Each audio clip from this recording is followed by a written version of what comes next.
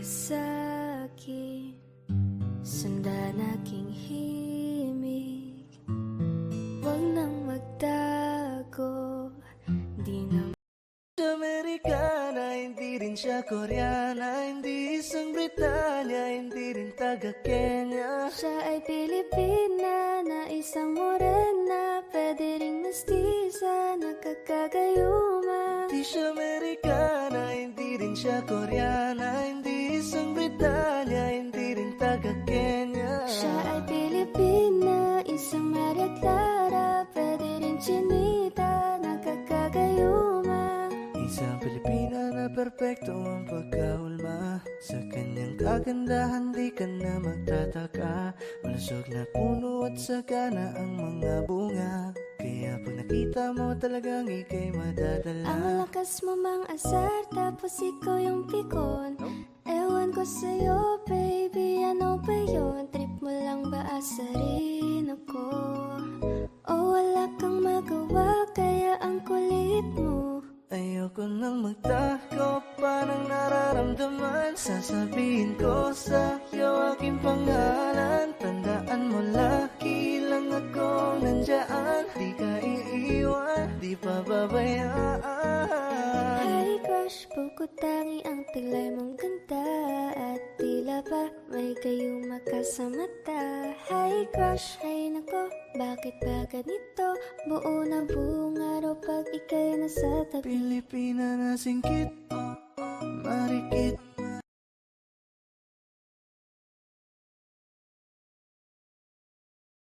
I'd like to introduce you to my hoe, to my hoe, to my hoe, to my hoe, to my hoe. I'd like to introduce you to my hoe, to my hoe, to my hoe, to my hoe, to my hoe. I'd like to introduce you to my hoe, to my hoe, to my hoe, to my hoe, to my hoe.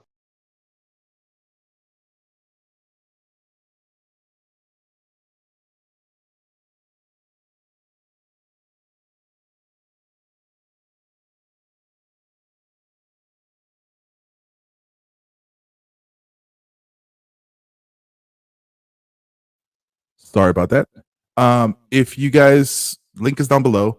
Head on over to Filipina Reactions to make comments so that you can see other people's comments and everything like that, just so that we can get that. I see that people said that there's no volume. By now you can definitely hear me. So wait. You know, maybe that's my 25%, my 50% trolling, whatever, right? So oh, snap. Anyways, guys, just want to say what's up. You know, man, some crazy stuff's been going on, right? I mean, did you see that thing that happened to Bmore? You know, it's a good old Baltimore and everything like that. That's some crazy shit, you know? Crazy stuff. Also, listen, I've had this for a while. And so I guess I'm gonna put some content on here now, since, you know, just because. So I don't know if you guys have TikTok. Link is down below as well. Okay, so you guys can go ahead and get access to the QR code, but the link is also down below. So if you guys have TikTok, go ahead and I don't know, I guess subscribe. I don't know how they say it in TikTok, whatever. And the reason for that is I came across a particular channel that was interesting to me. And what's interesting about that particular channel is this Filipina is like doing like how do you say this? Matchmaking. Matchmaker, make me a match. She's doing some matchmaking stuff, and there's some foreigners that'll come in, but mostly Filipinos. But you know, there's a lot of foreigners that be coming in that's trying to get matched with Filipinas, and they do some speed dating stuff here and there. So, but you have to, before you can do a live in TikTok, you have to have 1,000 subscribers. So help me out with that one, guys. So if you guys have TikTok, you know, sign up. And then at the very same time as, you know, maybe we might try to do some speed dating, whatever. We'll try that. And so We shall see. So since I can just clip some of my content and then just post it in TikTok and stuff like that, and then hopefully we can start gaining some ground on certain things. So it'd be kind of interesting how that kind of goes out and everything. So, but like I said, link to the TikToks down below, or you guys saw that QR code. You can use that later on if you want to. So Just Fact says, are you going to have lives on TikTok? That's the goal, is to have lives on TikTok. Also the link is pinned up as well in the comment section. So we'll see how that kind of goes out. So what's up? Just Crazy Man's in the house. What's going on? David, Edgardo, Michael McNeil's in the house. If you guys want to bring up anything about the discussion that we should talk about, bring it up. Let's talk about it. Doesn't matter if it's the Philippines or not. I think it'd be kind of interesting. Why travel? What's up? Mike has been taking over the Chinese. I know, right? Listen, I was watching this one Sean Ryan. Sean Ryan, he's got a nice podcast. I mean, if you buy pretty much anything Chinese, I mean, you'd be surprised. A lot of your smart TVs, if you guys didn't know this, a lot of your smart TVs that you have to hook up online, there's chips in there that the Chinese people, the Chinese government can jump into and take over your own network. So a good example is this hacker from Sean Ryan show was showing that, he showed this smart vacuum, where he found a chip in there and says, oh, this is an easy way to hack into your system because of your smart vacuum. So, Chinese, what can you do? Yeah, some pretty crazy with that bridge, man. But Ryan Garcia, like there's this one thing where Ryan Garcia, like a few weeks ago, was in a podcast. He says, watch out. March 26th, something big's going to happen in Baltimore. Did he predict it? I'm also going to have to go to Simpsons. Because you guys ever see the thing with Simpsons? They said the Simpsons had predicted so many different things that happen in the future. So that's pretty interesting.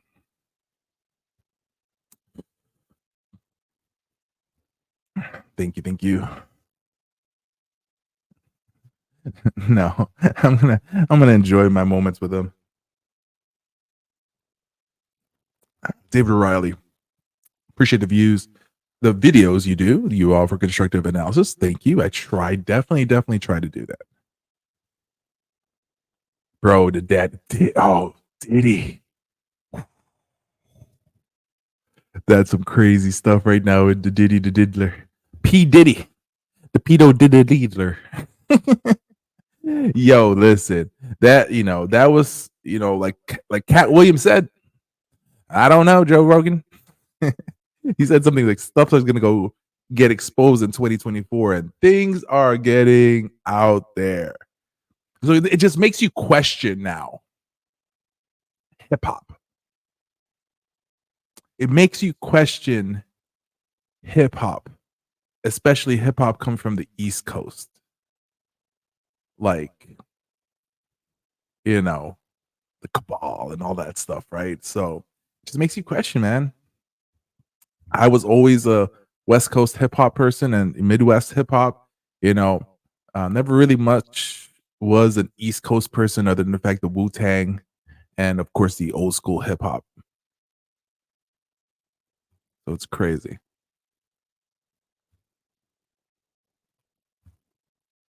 Yeah, because when I set it up the first time, I made a mistake. It was an AM, and so I switched it up to PM. Hey man, as long as you're okay. TikTok dancing now. We're not gonna have any of that. We're not gonna have any of that.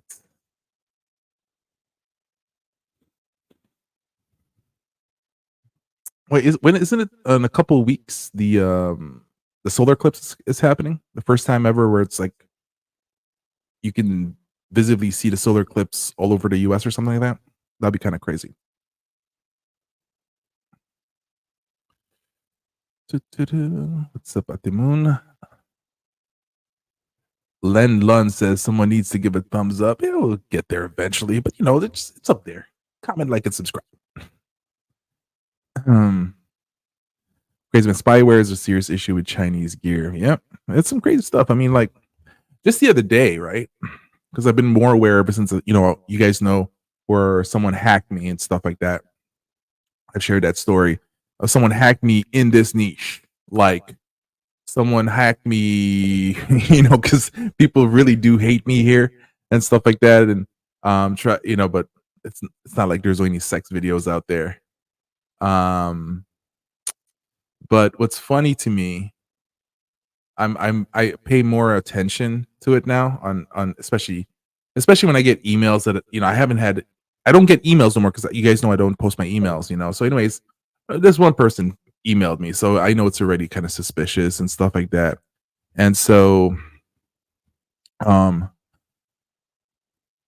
like they put these things in the links, right?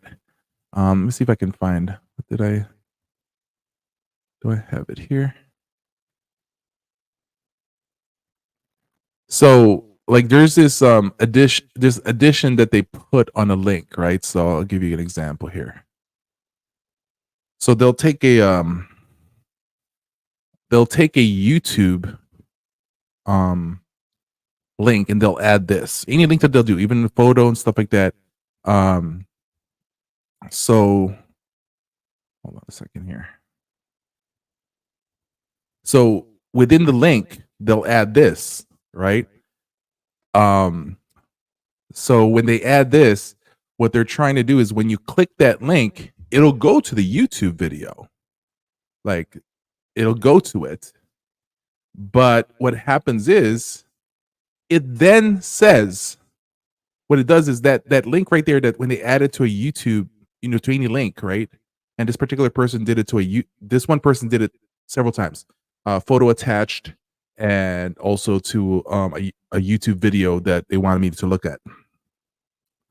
And what this does is it then returns to them the ability to want to try to gain access to your passwords, right? It's just, which is funny to me, but at the same time as I try to pay attention to it. But yeah, it's them trying to access, your emails, your passwords and stuff like that. But ever since, I've been paying more attention, which I should have been.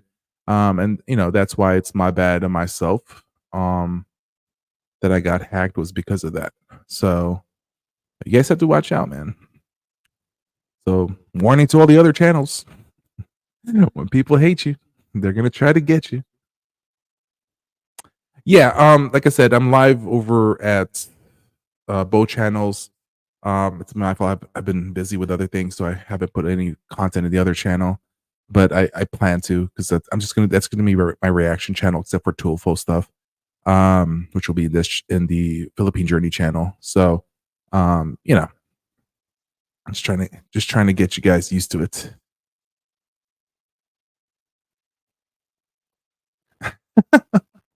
I don't know. I don't know what the future says with Mr. Eggplant. Black Swan event. That's interesting. But what's interesting is I'm not trying to be conspiracy theorist, whatever, but for some reason, another bridge the same day in Cleveland, they in the news spontaneously combusted. A fire spontaneously combusted, and so it's another one of those bridges that are vital. So it's crazy. What's up, Tony? Even Cuba Gooding Jr. is involved in this thing, right? I mean, everyone's coming out. Even Jay-Z, Beyonce. Yo, listen. The whole hip-hop community is gonna die for this, right? Because practically all hip-hop now is East Coast as much as possible, right? So it's gonna get cray-cray. Well, Mace left Bad Boys because he was not getting paid for what he was worth, he felt, so he left there, but he did find God. So he found God right away as an excuse, right? But the thing though is, listen, even TD Jakes, I've quoted a lot of stuff from TD Jakes before in the past. You know, Mr. Bottom TD Jakes, man. See, Cypress Hill was the bomb. I was actually listening to some Cypress Hill the other day.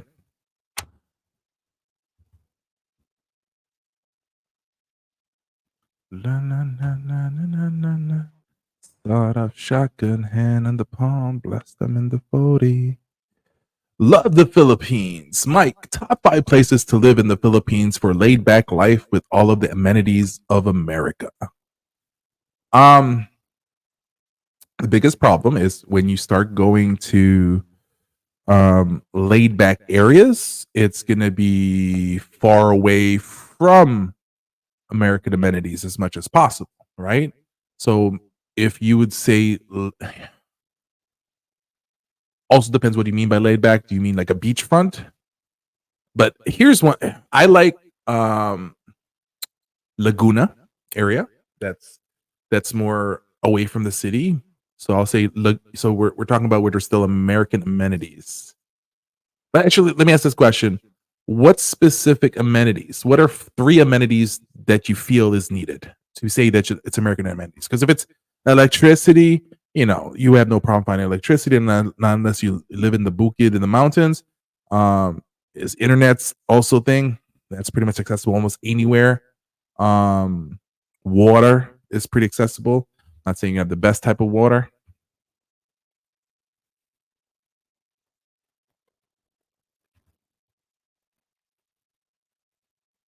They could hack Apple stuff. I got Apple. I got hacked. So, yeah, that's what I do now. I copy and paste it first. What I do is I copy and paste it on a notepad, like a Word, and then I look at it, and then I just take but once I see something in there, I don't even bother clicking it.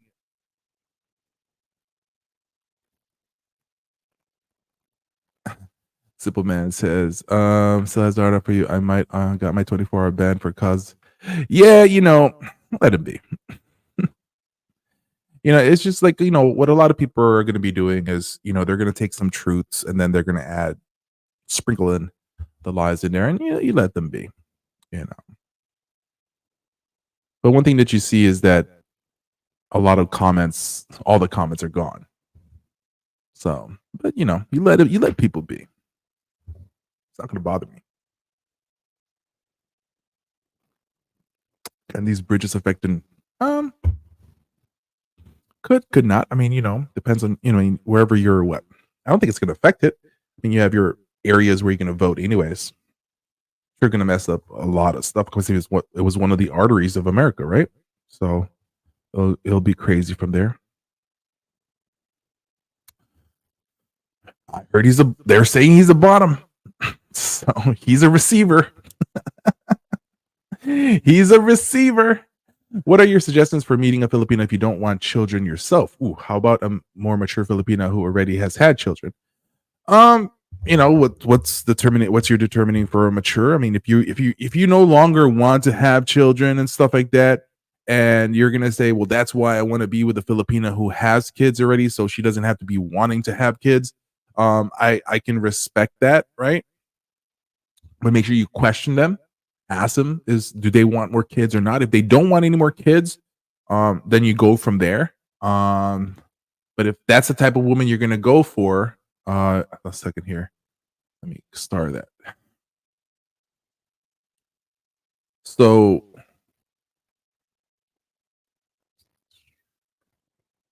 then I would look at several things. Okay. Now, if this Filipina have kids, right? So right there, top here, right away. Okay. Number 5, the question you ask is she able to take care of herself? Because if she can't take care of herself, that means she's expecting you to provide.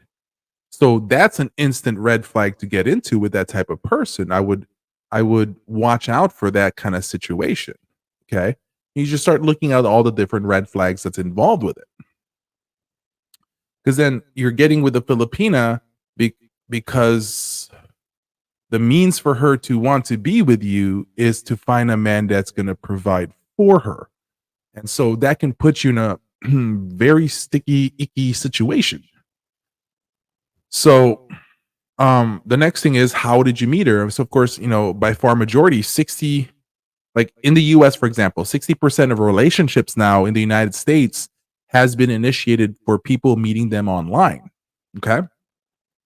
I would say when it comes to foreigners meeting Filipinas, I'll even say in the high 95 percentile are men meeting Filipinas online. Okay. So you're already starting in a deficit in that particular situation. So it's a matter of like, in the beginning, in the genesis of not even a relationship, of knowing each other, you need to be top heavy with questions automatically. Like, one thing you're gonna ask is, do you see yourself living in the Philippines, or do you see yourself living in the United States? Right? If you, as a gentleman, is planning to move to the Philippines and she wants to go to the United States or go to Europe or go wherever, I would truly suggest that don't even continue on with this relationships, because some guys are thinking, well, I'm going to be able to convince her that, Philippines is better for us. Well, no, her North Star is to leave the Philippines. So you need to understand that situation. I would say, if you don't want to have any more kids, put that as one of your first 3 sentences in your dating profile. Most people don't even read the dating profile no more, but still put it there so that you can literally say, "This is what I want." And I've heard this from another guy. What he did is, all the stuff that he wrote in his about me in his dating sites, in his dating page, he actually screenshot it because, he was upfront. And this one Filipina got mad at him. She says, "Oh, I wasted my time with you." But then he goes, "I was honest from the beginning." And she's like, "What do you mean?" And he's like, "Look at my dating profile. It is there. It was written. I don't want kids. I can't have kids. I've had a vasectomy." Right? So, just be clear and upfront. A lot of guys, and of course, a lot of women, unfortunately, tend to lie in their application for a relationship. It's just the truth. And a lot of guys or girls will say, "Well, he never asked me. She never asked me." Right? If they did, I would have told them. Well, I think that not having kids, not wanting kids, is something that you should be upfront in the beginning of things in a relationship. In the end, it's just, just be honest. And if she cannot handle your honesty, then that means she was truly not the one for you to invest your time, your money, because money is involved. So I would look into that as well. Now, understand that if you're going to deal, or, any woman nowadays we'll just say below the age of 35, before what we would call, geriatric pregnancy hits, which is 35 for a woman. Any woman typically between the age of 35 and below would want kids. And a lot of women understand that having kids with a man locks down that relationship completely. So you want to be aware of that. You want to pay attention to it. And I would say the older the women are, the more chances maybe she doesn't want to have kids. The question is, are you willing to get with somebody who is going to be older? Okay. Internet, decent food, yes. Electricity. Then pretty much anywhere. I mean, laid back. So if you say more laid back, than anywhere in the beaches, right? So, I would say, if we're gonna say beaches, Boracay, but the other side of Boracay. I would say Siargao is very, very laid back. So let's remove Boracay because there's more stuff there. So I'll say Siargao, Surigao as well. Of course, there's a lot of mumbo jumbos over there. I would say Leyte is pretty chill too. Those are your Visayas and Mindanao area that I would suggest. Oh, one place in Mindanao, very chill, but no beach, lots of waterfalls is going to be Iligan City. But I really don't suggest a lot in the Visayas. But if you go to Luzon, for example, you can go to the Quezon region. You can go to the Laguna area, Cavite, lots of places in Cavite as well, especially by the water front. Um, let's see here. Yeah, I mean those areas are pretty chill. It just depends. Do you need a beach? Do you need that? That's a question you have to ask yourself. They have SNR. So that's like their Costco there.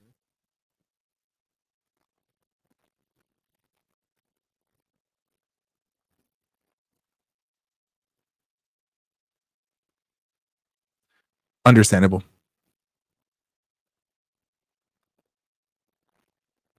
Take care, Gardo. Yes, that's what I do also. I have a throwaway phone now. So I just activated like my old Oppo phone, and it's just, I mean, it's not activated. It's just hooked up to the internet. So that's where I open up my emails now.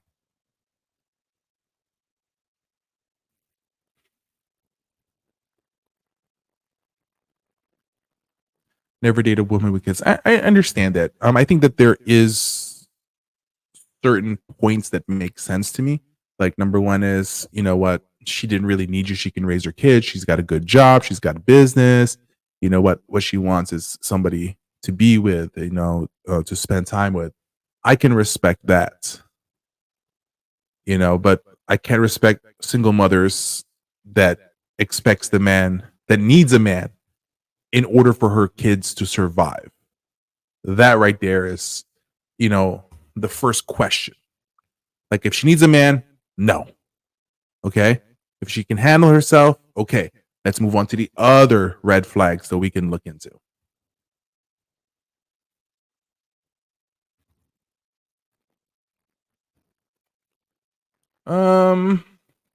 Yeah, I haven't been into a BJ's ever. I've drove past those before. But I like Costco, but I like Sam's Club as well. So like me, I'm a member of Sam's Club because I can't be a member because Costco, the nearest one is all the way by Tampa. But in my area, there's a Sam's Club. But Costco, I like. But see, the thing though, Sam's Club have I like having the hot dogs and the pizza at Sam's Club.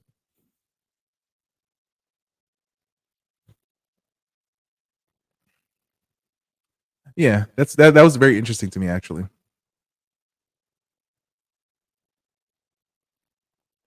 I don't know. Star Spangled Banner? Interesting. Roy says, I watch crypto vloggers after their live stream AI scam ads offering free crypto. Why does YouTube allow this? Because crypto's a big thing, It gets views, it gets advertisers.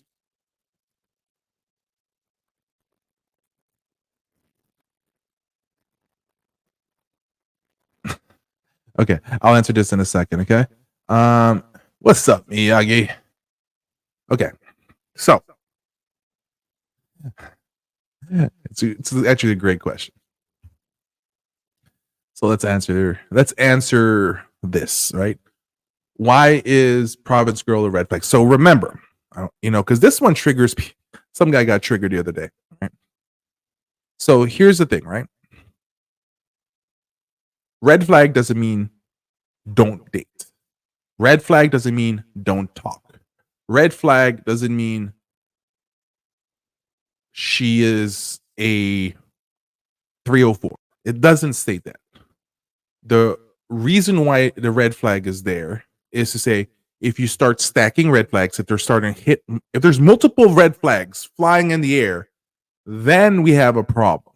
So, why is it that the province is there? Where do majority of foreigners find their Filipinas?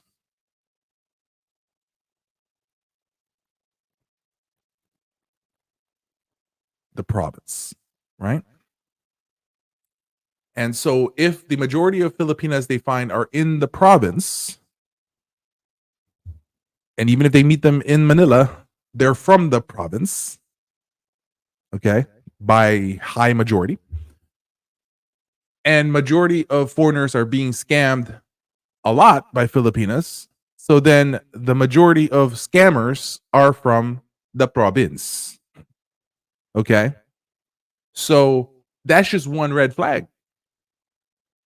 All right. If they're from the province, it's a red flag. It doesn't mean don't go.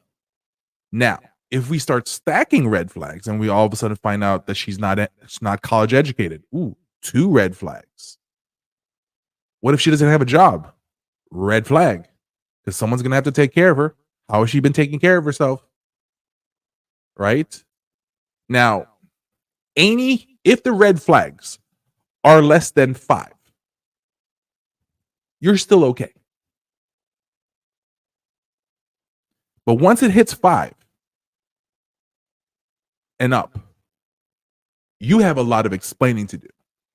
You have a lot of questions, and double down on questions and triple down on the questions and research about this person and pay attention more. Now, let's say, for example, you have let's say you have 3 red flags. 3. But then you find out she's morena. Then you have to multiply by 2. That's 6. You went above now. If you have 2 red flags only, but she's morena, times 2. That's 4. You're still below the threshold of 5. But one thing that I guarantee to you guys is that if you look at every single foreigner that's been scammed, duped, bamboozled, hoodwinked by a Filipina, these red flags will pop up a minimum of 5.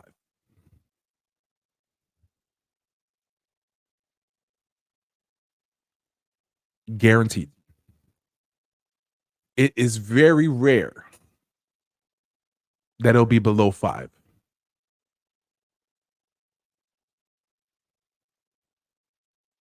Go ahead and bring up every guy that has been, like, even right here. Some of you guys maybe not won't admit. There's some people that will admit it, but there's a lot of guys that won't admit that they've been scammed. They've been hoodwinked. They've been bamboozled. And if I put these red flags on the list and I say, let's go down your list of red flags, you will see that there's a minimum of 5 that these guys had in my list. The list is unbeatable. It just is. And I know it sucks. I truly understand it sucks, but it just is the truth. And so the goal of the list is to minimize exposure. The goal of the list is to minimize the potential that you will get scammed, that you will get gotten by some people. Okay? That's the goal there. Because our goal, if you're going to come to the Philippines to look for a Filipina to be in a relationship with, don't you want to have a higher percentile of success when getting with a woman? Right? That's your goal. You want to minimize things and failures that happens. Well, the list gives you that pattern. The list gives you that rhythm of understanding on how to minimize getting scammed or getting into a bad relationship. Now, if you forego the red flags, then you cannot blame a Filipina. You can only blame yourself right away. And there's a lot of guys who hate that list. They truly do. Talk crap, get mad, get upset because their Filipina applies to 5 or more of the list. I get it and I understand it. And they're going to say the same thing, not my Filipina. And you know what? There are exceptions from the rules. But one thing I do know is that for the ones that truly get scammed, my list is 100% accurate. Guaranteed. Exception from the rule is not the rule. So if it doesn't apply to you, if it's not your Filipina, then don't get offended. Okay? Plain and simple. What's up, Ate Ruby?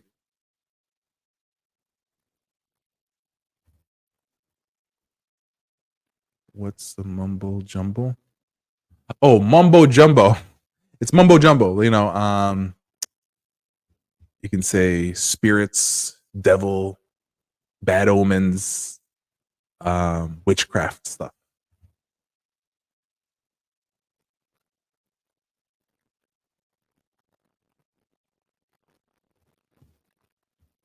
Oh, respect, David. Yeah, let him see that one. Yeah, amenities top priority is a hospital, but most men don't look into it. I mean, if really the hospital was the main thing or top 5 that meant that a lot of these guys are looking for at Tirubi, then they're not going to be in Dumaguete. They're not going to be in all these other places. Because if you really want top medical amenities, then you have to be in Cebu, close to Xiongwa. You have to be in Manila, where you're, because the thing though is, if hospital's an important thing, then that means you have to be within a 15-minute drive of a particular good hospital for emergencies,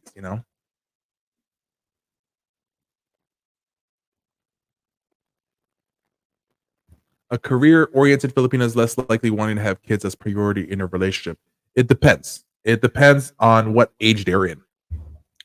Now, one thing that I didn't really want to discuss it in this particular video, but the Philippines is, I'm gonna have a video. I guess I'm gonna do a series or maybe a couple of videos, on how feminism. Because a lot of guys, I will. Okay, tell me if I'm wrong. For the guys that's been with me, that's been watching my content for a longer time, I would say I'm the first guy that talked about how feminism infiltrated the Philippines a while back. Most people are saying, well, it hasn't, P says it's not going to take a foothold in the Philippines. I'm going to share with you in a couple of videos explaining how the Philippines is even far worse in feminism than in America, except it's hidden in plain sight that people cannot see. Okay? Like, we're going to dive deep into the reality and the truth of things. Okay? So, from your comment out there to be, it depends. Because in far average, there's that social construct where Filipinas are demanded by their family members. It's funny. Filipinas went before you go to college, they're like, no dating, no boyfriend. That's why a lot of Filipinos like, no boyfriend since birth. No boyfriend since birth. And BSB. So, but right after they graduate college, within a few months or a year, it's like, when are you gonna get married? When are you gonna give me grandchildren? Right? So it's that crazy split right away that happens of expectations and family. So, I think a lot of Filipinas, by far majority, their feminine state will, even though they are professionals and stuff like that, they want to have families, they want to create children, they want to be able to have that. But you then have to look at, and this is really weird, guys. You have to look at what school they went to, right? If a Filipina is college educated, then you have to question where she was college educated. Okay, you're gonna have better chance finding a more mature and feminine Filipina who went to college compared to a Filipina who never went to college. I'm gonna explain to you why. Because that Filipina is, you can say, agreeing with her family that education is important, so she went to get herself educated. So there's a higher chance with that they're more in touch with the family, to give back to the family, to show the family that they had success, all these kind of things, compared to a Filipina that hasn't finished that.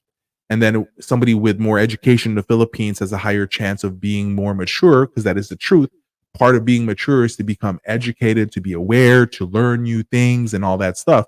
But then when you start looking at where they went to college, okay, then you're like, woo, right? So you want to stay away from some of the colleges that recruits for the Communist Party of the Philippines, New People's Army. So I'm going to give you guys an example. Let's see if we have some people here. Guys, which school is one of the biggest recruiter for communistic socialism, feminism in the Philippines? Which college, which university is it? Comment down below before I make the comment. Some of you guys will know. Some of you guys don't.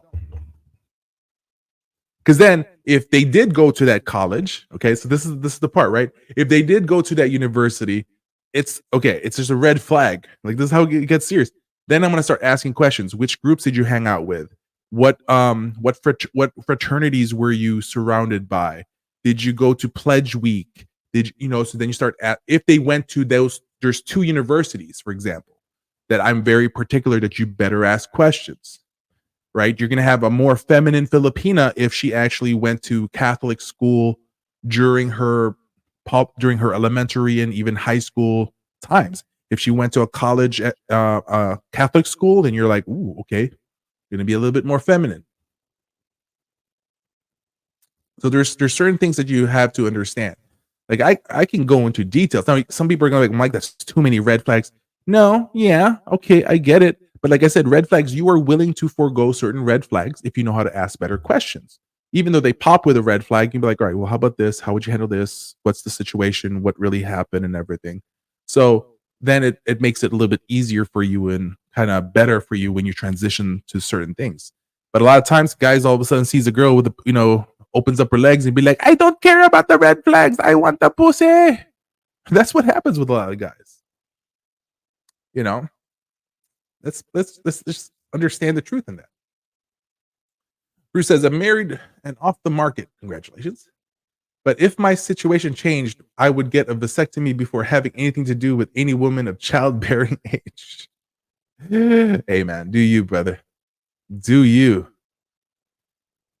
When they listen to expat bloggers telling them to go for province Filipinas single mothers. Oh, So bar girls have kids, married are okay. Good luck. I mean, hold on. Do I still have that? Do I still have it? Bar girls in the Philippines make good housewives. Snap. We get in trouble again.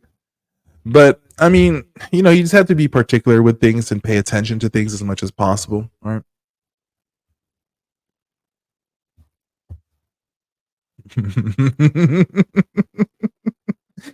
Yep, I know. Mike, those red flags list of yours are what Filipinos stay away from, yet expats ignore them. I know. Dude, I know. Filipinos are like, yeah. That's why, by far majority, Filipinos are like, when they see foreigners with Filipinos, they're like, okay, they got the leftovers. Go. At least you're saving somebody. Like Filipinos are like, like, you guys don't understand the shit Filipinos talk about foreign men. Okay, I'm in those conversations. I'm hearing it, and I have to defend us. I have to defend us foreigners, even though sometimes I'm like, that's fucked up. But I get it. What's the morena? A morena is somebody. Descriptive is the dark bronze skin that foreigners love, the exotic look. But I put exotic morena. I mean, because there's a lot of morenas that are not exotic looking. Okay, Catherine Bernardo, morena, but not exotic looking. Okay.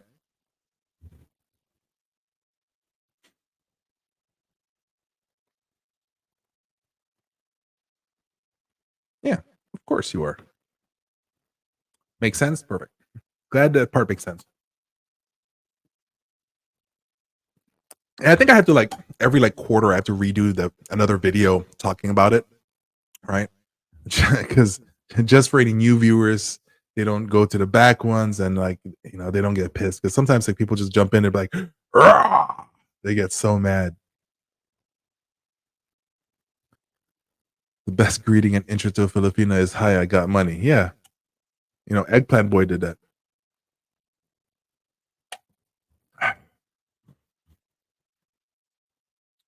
Thank you, AJ.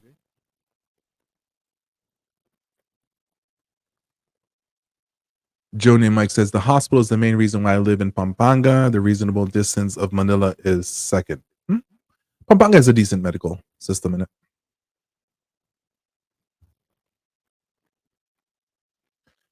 Just facts. Here's a better one. Have you been to the US? No. You want to? While waging your blue passport.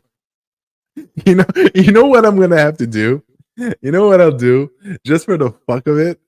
I don't know if anybody's ever gonna buy it. I'm gonna make a t-shirt, guys, that has a blue passport. I'm gonna make a US passport t-shirt.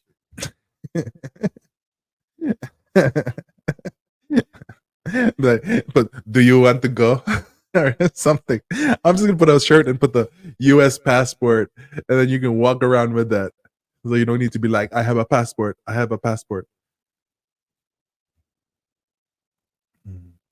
Feminist is what Philippine women love, because my ex-wife was Filipina. She loves control. There's a difference between feminist control and just a woman wanting to be in control. There's two big differences that are kind of put in place in there. Okay, so you have to separate those type of things, because if a woman is just controlling and just one of those things, that doesn't mean that she's a feminist. It just means she wants control. Then the question is, if she's one of those people that want control, then you just have to start asking, what's your past dating life, marriage, all that stuff, because is your jealousy game on top and stuff like that, and you have to play with it. The thing though is with Filipinas, they're one thing I do know with Filipinas is they are very territorial on their place, because they also know, like, the reason why look at this, right? A lot of Filipinas that are true, like, crazy jealous, okay, that are crazy jealous, all right?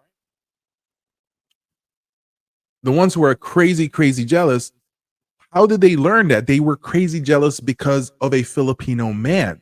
A Filipino man made them do that, because they know good Filipino men, or even the perceived good Filipino men, have a lot of options. And it got to the point, by far majority, these Filipinas don't even want to deal with those men, because they've realized the truth that they go to the other side of the world to get men who have what? Lots of options as well. Because if you're a foreigner, technically you have lots of options. So now, because you have this perceived higher value, you make more money. You're successful not because of what you've achieved, but because you have the blue passport. So imagine the stress level that is obtained by them to then have a bigger chance of major jealousy. Women get jealous because of their experiences in life. And then all of a sudden, you as an American, European, your perceived value on the local level, she doesn't want to date Filipinos anymore, so she goes for you, right? And then look what happens to it. So now her jealous level doubles. That's why, in the Philippines, you'd be like, I need to go to the store. You're not going there by yourself. I'll go with you. Or bring my little nephew. That really is my son. But do you see what goes on? It's even harder. It's a hard ass life for a pimp. Just bump that shit. right? So you have to have understanding of how things goes. Now, I'm not saying jealousy, there's nothing wrong with a little bit of jealousy. That just shows that, what, she cares. That's fine with me. Toxic jealousy is when it gets bad. Like, the past I've had to just forego and say not bring up another girl's name or artista in ever again. Right? We shall not talk about her no more. Right? Because that will drive someone that I was with crazy. I refuse to do that.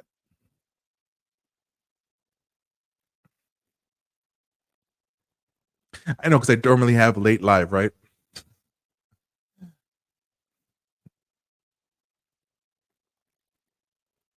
Here we go. That's one of the universities. And look, AJ's been a while in the Philippines, so he knows. But look who knows. Filipinos. Filipino people know. See, Filipino people know things you don't know as a foreigner. But you guys don't want to listen.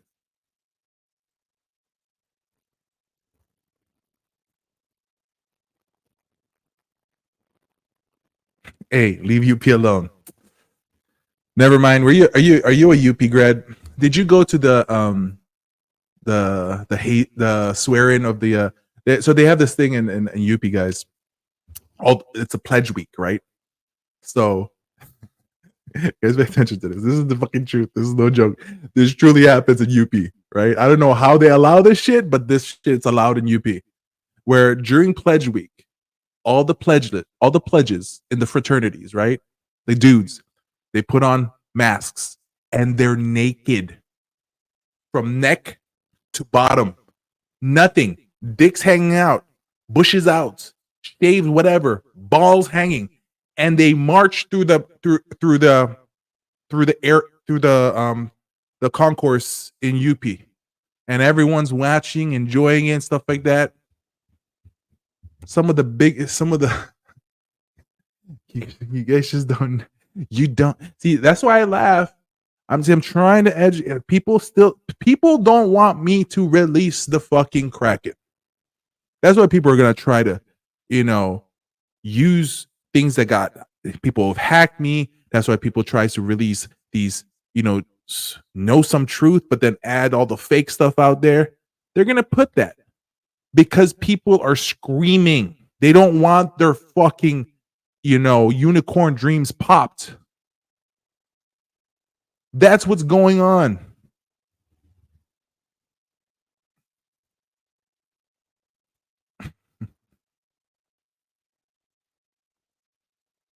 Berkeley. That's another Filipino college though, but it's in America. Yeah, I do it ESD. That's why I try to do it late. If I do it, I typically do my live at 12 time now, but I did this early because I just want to be done with it. I got to do a couple things. But, I try to do it like 11:45, 11:30, midnight, so that, that buys times for everybody else. I have my own time. Graduated UP Diliman, but never joined the activists. Was too focused with the studies. UP Diliman is the one. Is one. Ooh. I'm just telling you guys, like, how many people talked about this ever in other channels? Go ahead. How many? Shit that I've exposed in this channel is something that a lot of other channels have never done.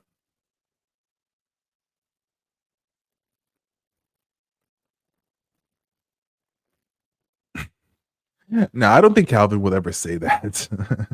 Just want to say. Rob Ross. Wait, Mike is one of us. Who's us? Ain't nothing as beautiful as a dark Filipina, my weakness. And exactly. And that's the problem. If it's your weakness will get you in trouble. Mike is right about how locals talk about exotics with their Oh, dude, you just don't understand. Like, a lot of these guys are walking around with their Filipinas in the Philippines, right? And you're like, yeah, look at that's right. I got myself a sexy exotic. I got myself a sexy Filipina. And everyone else is like, well, I know why she's with them. Right? And say, and who's that Filipino with? Because it's a, just let you know, listen, it's okay, fine. Filipinas dated before. Filipina is not the bear gene no more, right? They're not no bear gin. I get it. But you also have to understand and pay attention to their past life, who they be with. And if you see the choices of men that she was with, then you have to question it. Because then if she's, see this thing, how can, if and this happens in the US, right? Like it's like, and what I'll do is I'll remove it away from Philippines for now. I'll take it in the US. You have women in the US be like, oh, man ain't shit. Men are a bunch of cheaters. Men are a bunch of losers. They don't have no goals in life and stuff like that. And then you start asking her, okay, who you dated? And she starts telling you she dated a gangster. He's in prison right now, a drug dealer, dated a guy that was banging everyone, was this, whatever dude. And you're like, okay, well, you can't talk about all men that way. It's unfair. It's not right.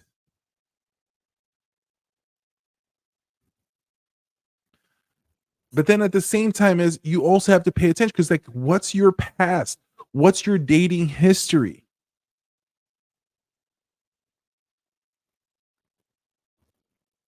And guess what? If you are not the archetype of the type of man that she's dated in the past, you're the experiment.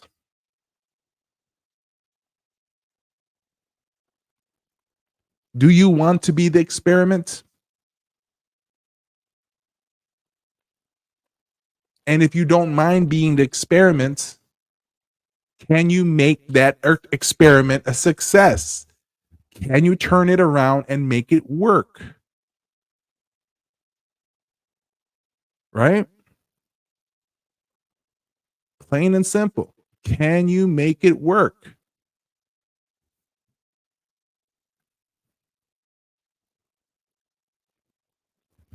And here's the thing. Let me be honest.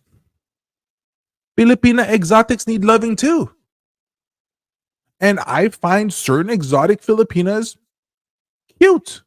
I'm not saying they uggos. There's a lot of 6 and 7s of an exotic Filipina.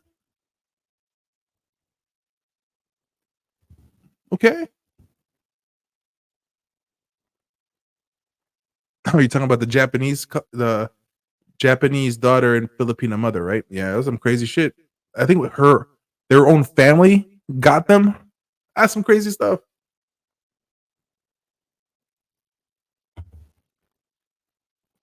No, there's not a lot of many dudes that like bike. There's some dudes that like them, but not really many.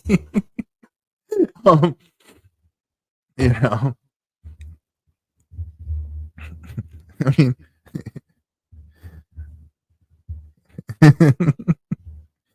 I mean, look, listen, right? Let's be honest and be fair, right?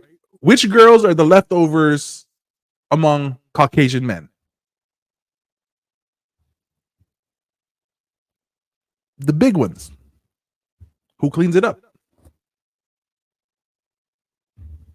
Answer that question. And the guys that clean up with the fat girls, the fat white girls, they just use them anyways, right?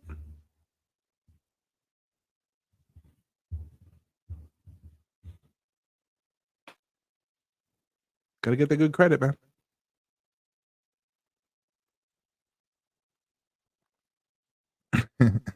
Right? I'll figure something out, AJ, on that shirt.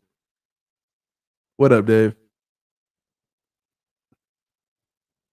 Mike, is it possible for a foreigner to do a PhD in the Phils? Yes, a lot of Nigerians and Ghanaians do it in the Philippines as well. But then at the very same time is you're going to have to practice only in the Philippines. Because if you become a doctor in the Philippines, it's not, so you have to do your what do you call this thing? You have to do I forgot how many years. Pretty much, I forgot the term of it. I'm so sorry. But anyways, but if you're now going to transfer your PhD, I'm guessing for to be a doctor, right? So, if you transfer that, for example, in the U.S., you actually have to redo those 3 years of working again. What's the term that you use for that? I can't come up with the term right now. And the reason, so you have to pay attention to how it kind of works. It's a lot harder. So, like for example, even if you're a dentist, it's a lot harder to become a dentist. Even if you're a dental graduate in the Philippines, it's hard to transfer that to America.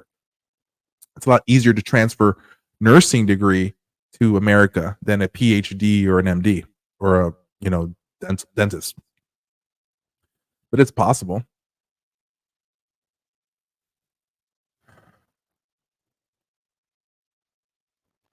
Yeah, it's getting warm in Cebu. It's getting warm everywhere.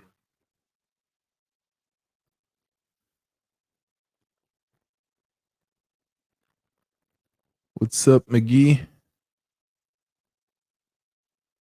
Okay, my Filipino ex-wife would shows up. Yeah, so there you go. So it's more because she's controlling. She wants to hold on tight. So it's not about being a feminist. It's being just a damaged woman or having issues. Well, I won't say let's say not damage. Let's just say issues.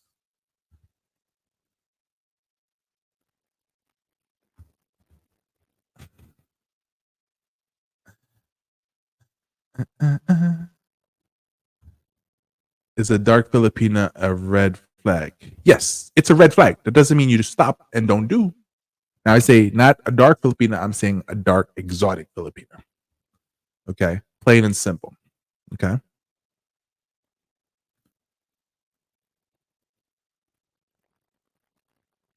Yeah, and I think that, and you don't have to be mean about putting her in check. I think that you can do it in the right way of things.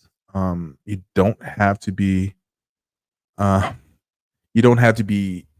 really like, oh no, or spray her with water and stuff like that. You don't have to do that right away. 1 second here.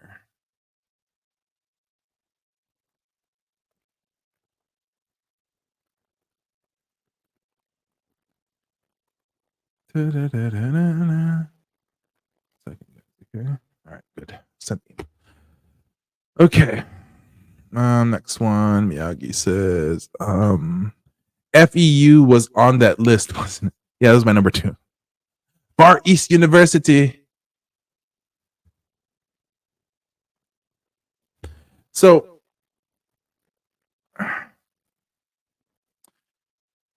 here's a perfect example, right? So we're only starting to see this in America. Okay. There's only been a recent exchange where more women are going to college in America. So what does that do? If more women are being college educated, then that means there's going to be further down the line within the next 10, 15 years, this is in America, okay? Then you're going to start seeing that women are making more money than men. And we're actually seeing that at this very moment. This whole thing of them saying that women make less money than men, that's just adding everything up. But when you start getting specific, women are actually being seen in America where they're making more money down the line in jobs. What you don't understand in the Philippines, right? The only thing that's working well for the Philippines is their higher femininity rating. The fact that the family model still exists in the Philippines. So the family still relies and the father still holds that, a whole family and everything. Family dynamics is still an important thing. That's why, hence, you should find out about their family dynamics. So in the Philippines, on the other hand, I think it's for the past 10 years now, it's been shown that just if you average all incomes, just as we average all incomes in America, the women are seen to make less money, right? The weird part is in the Philippines, it's been shown within the past 10 years that women are making more money than men by the far average. And The difference is 500 pesos a month, $10. Okay, $10, guys, right?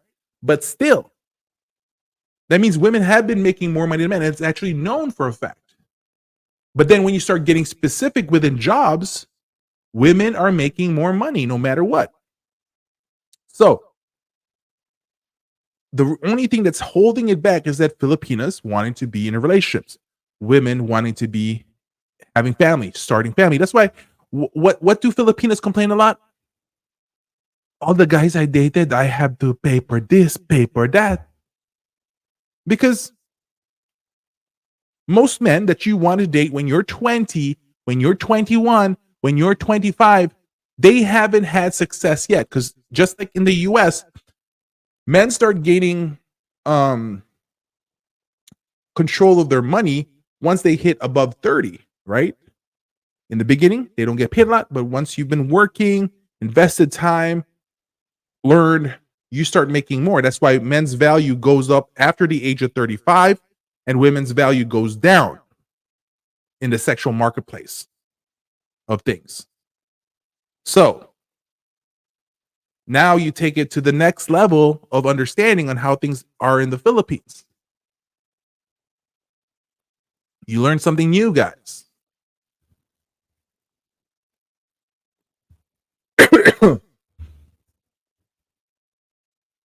And you think, the devil's number that we've talked about in the manosphere, for example, right? The devil's number. When we start talking about the devil's number, women in the US wants what? 6-figure income, 6-foot man, 6-pack abs. Okay?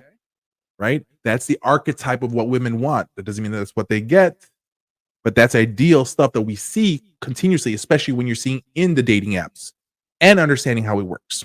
Now, Filipinas are still about that by general sense. There's a study that was made. If I forgot what the study was. The study that was made, they said they asked Filipinas and Filipinos. They asked Filipino people, how much a year should you make for you to be happy in life? That was the question asked to Filipinos. Okay. And their answer was, if I'm correct, was like around, they had to be making somewhere around 600,000 pesos a year. Right? So 50,000 is 1,000. So they have to pretty much make around 1,000, around, the study was like around 1,200 to 1,500. If I did the math before, I have to look it up. So don't hold me on this, but it was around, they have to make around $1,500 a month to be happy, to be content. Okay? And when you start asking Filipinas how much should, because I'm gonna be doing these reactions on my other on the Filipina Reaction channel, right? Because I have these videos. They're asking these Filipinas, how much should a man make for you to date them? And you have these Filipinas starting to say it: 30,000, 500,000 a month. Okay, I mean 50,000 a month, 30,000. When you add all that up, that's still 6 figures. Filipinas want a 6-figure man in the Philippines, but the Filipino version. Okay? You have to understand the truth and how it works. And in regards for the height, it's still a 6. They want a Filipino man with a minimum height of 5'6".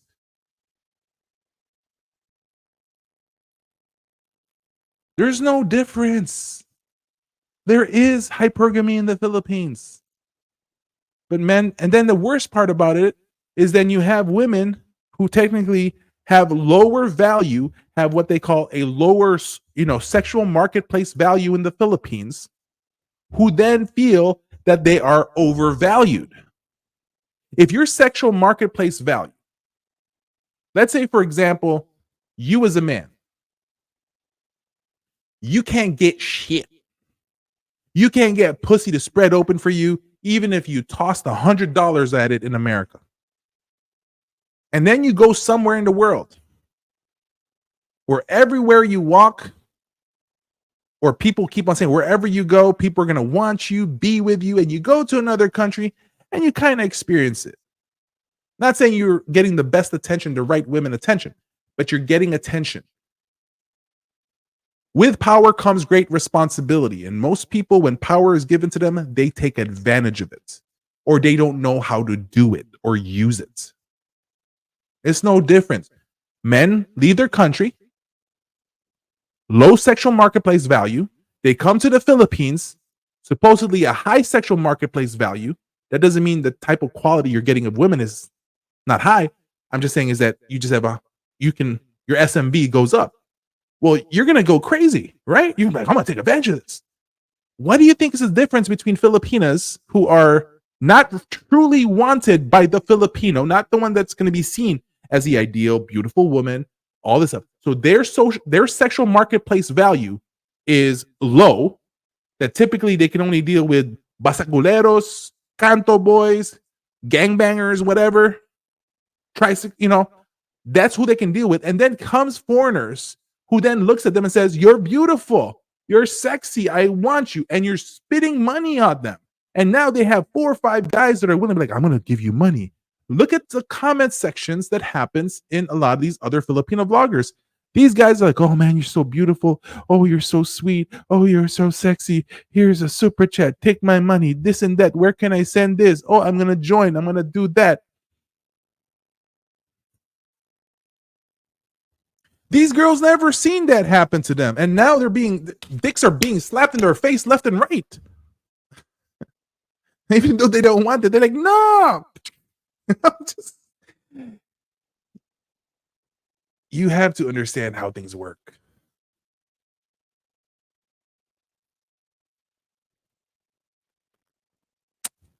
You are a true UP. Oblation run, that's the term. I couldn't remember. Thank you. This is where they run around naked, guys. I'm not kidding. It's the fucking truth. Yes, it's the oblation run. Thank you. Thank you, never mind.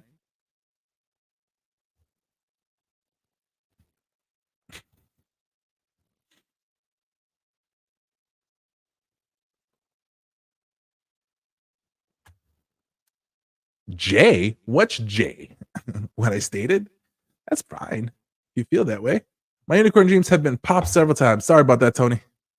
Travel Trans TV, you haven't been listening. He didn't say all morena. Not all light-skinned Filipinas are golden either. Exactly.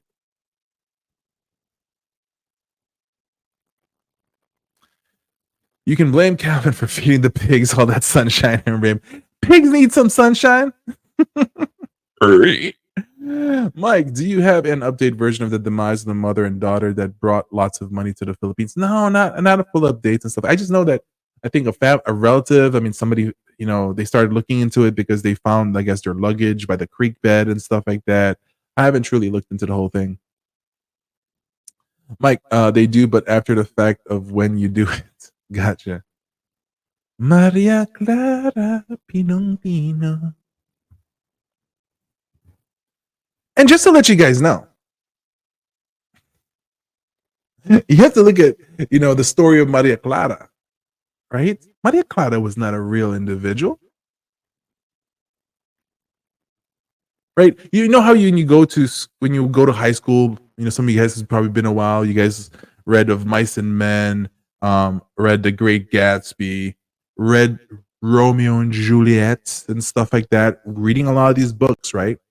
You guys have to understand, Maria Clara is just Juliet.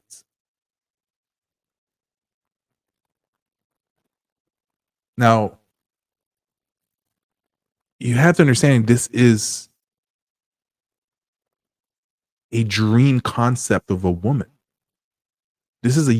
Maria Clara is the unicorn Filipina. It's the unicorn Filipina.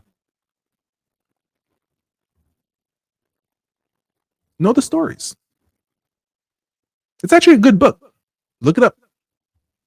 Jose Rizal, baby. When the other Filipinos see the Filipina with a foreigner, they start shaking them down for the utang that they owe them. You're gonna have to rewind, simple. Rewind. Real talk, I know what my weaknesses are when I'm out there. That's the main reason why I keep my act inside the house with my cigar, single malt, and music bumping. Got it. Tobias, Mike, I love it when you do the Filipino accent. I laugh my ass off. Respect, man. Yo, what's up, Todd? It's been a while, man.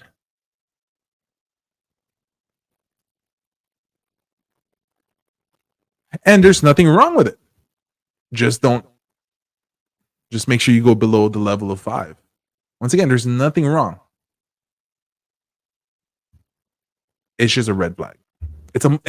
Actually, it's not a red flag. It's a multiplier of a red flag. So Morena exotic is not a red flag. It's a multiplier, actually.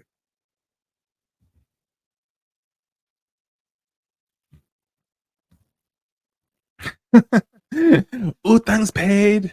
Or she's gonna utang even more, but she's paid her old utang, and then the next set of utang. By the way, guys, utang means debt.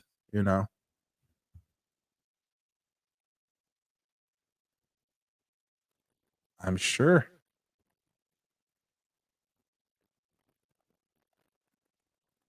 Yeah, there's lots of bar girls that can do that for you.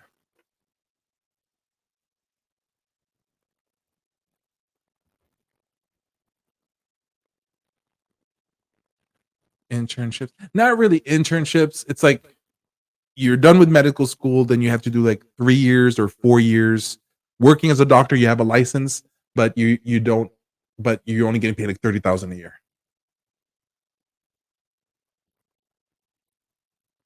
Mike, what's up with the "Are you still alive" letter from Social Security? Some people I know had their SS suspended because they live outside the states. You hear, yeah. So they're gonna start sending that because they want to know if you're really truly alive. Because there's a lot of people that are collecting Social Securities that are dead that the family never truly reported it in yet. So they just want to know you exist still, and it's a way to understand it. Like, did you leave the country? Yes, JD, the quarterback. Thank you. There you go. Residency. I appreciate that. Thank you, also AJ. Yeah, so they're going to send that out to make sure that you're still alive. And that's also a problem with a lot of guys living in the Philippines, for example. So this is the thing. You need to have a mail service, in the States that handles your mail, right? All your mail is going to get sent to this one address. It's going to be considered a home address, so it's not like really. So it's not like how do you say this thing? A PO box type of stuff. And what these guys do is they'll actually scan all your mails for you, upload it in a PDF so you can see it online. If there's anything like credit cards that get sent in, they'll put that together, and then you can have it DHL shipped to you in the Philippines if you need to. So you're not missing any of these mails that are coming in. So a lot of guys, truly need to make sure that they do that, and I guarantee that a lot of the foreigners living in the Philippines are not doing that. Mike, Jenny, what determines the term exotic? Good Lord. Shape of the face. Pango. They call it pango, like straight. Okay. Filipina P. Okay. That's it right there. Filipina P. That is an exotic morena.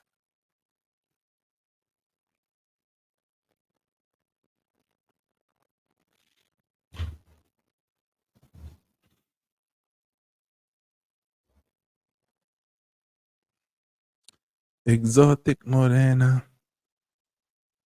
Yeah, so Filipina P is exotic morena. So Gelay is an exotic Filipina. No, she won't be because she's chinita. Like Steph and Gelay, they're chinita, so they don't qualify for that. There's Maya's an exotic morena. Jing back in the days, the one that Gio used to date, that's an exotic morena. Let's see. Like if there's a particular Filipina that that vlogger, put it down and I'll respond if they're an exotic Filipina if I know they are.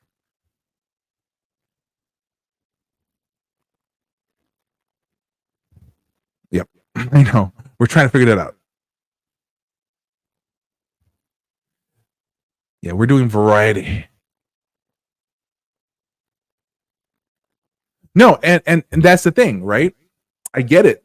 Trades do get paid a lot, and it's great that guys are starting to realize, like, let me just go ahead and do a 1 year trade, plumbing, um, air conditioning, all these different trades, welding, metalworks, and stuff like that. Those get paid good money. I get it and I understand it, but still, we're seeing that difference when it comes to that's going to cause problems, because at the same time as a majority of women are not attracted to men with the trade. That's not something that they can value, and it's unfortunate because they don't know that these guys make good money. Like, yeah, they're gonna go home dirty. They're gonna go home tired. They're gonna, they might go home with a plumber's butt crack sticking out, but these guys are making money. But it's not a good looking job for some people.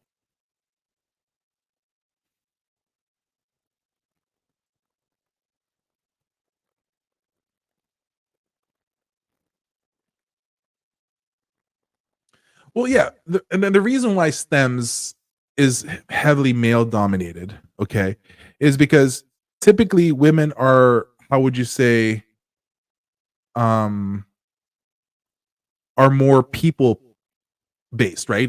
Caring for people. That's the way they see and view things. Where guys like to tinker with stuff, right? So that's why there's going to be more men into STEMs,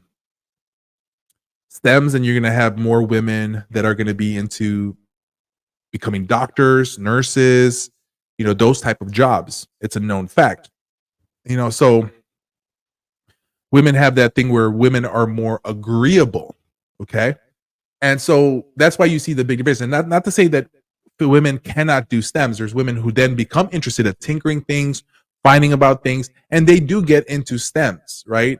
But there is that push where we're now pushing more women into STEMs, right? Which is fine if they really truly want to get into that stuff.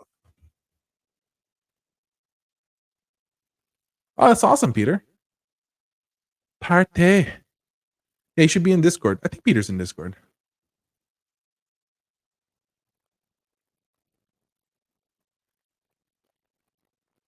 Six chins? What six chins?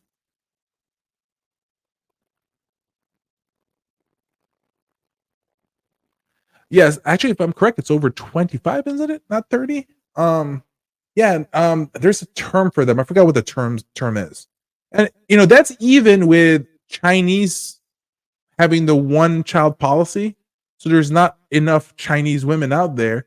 But even the men are like, yeah, but I don't want to date a Chinese woman if she's over that, okay? Because men, went to become successful. That's why there's a big thing right now. A lot of Chinese men are going to Vietnam to find wives. They have actually they have dating tours for Chinese men to come to Vietnam and find themselves a Chinese wife. It's also a known fact where they bring in North Korean women to China for men. Okay, so that's some truth right there. It is existing. The thing, though, is we're also seeing in the Philippines is the aging population is starting to become, there's a turning point right now. The aging population in the Philippines is outdoing the population of the younger people. And we saw that tremendous problem in Japan. And that started 10 years ago. And then it all started in Korea as well. We're starting to see that, like in Korea, they're giving bonuses if you have kids now, right? Because they're seeing that there's more older people than younger people. Okay. And so that turning point right now is in the Philippines is actually of this year, last year, 2023, when they finally see the disparaging numbers in that. And so that's going to affect the Philippines in the near future. And you're starting to see that's because even though the Philippines, marriage rate hasn't truly dropped a large amount, but it is dropping slowly. And you're seeing a lot more younger people deciding not to get married and get into the cohabitation relationships. But then what does that do? It doesn't lock up the guy with the woman truly. Okay? Because here's the thing. If a woman cohabitates with a man, the child that they create is actually considered an illegitimate child according to Philippine law. Okay?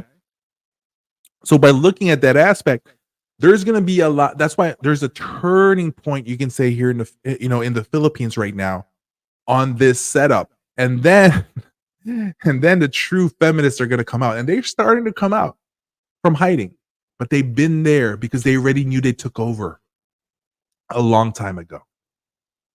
A long, long time ago in a galaxy far, far away.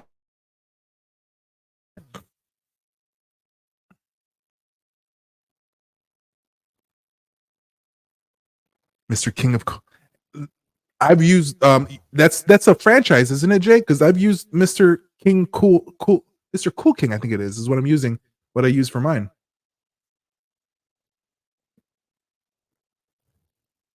Actually, Michael, dating sites all over the world is garbage. You just have to be better at choosing. It's just the truth. I mean, here's a good example, right? This lady was like considered a billionaire already, the one who created Bumble, right?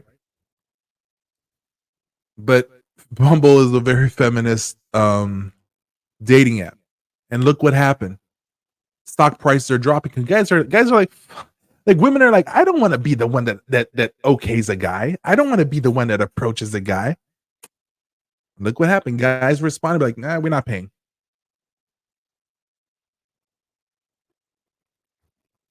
Do pack cabs count? Maybe. Yeah, I've had a keg for years.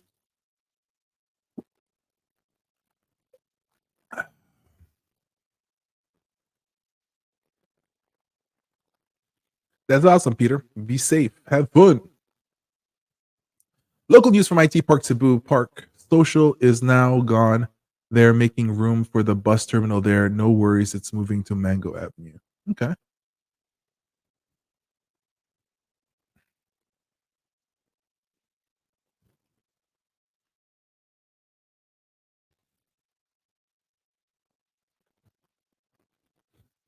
I got a 6-pack Pepsi.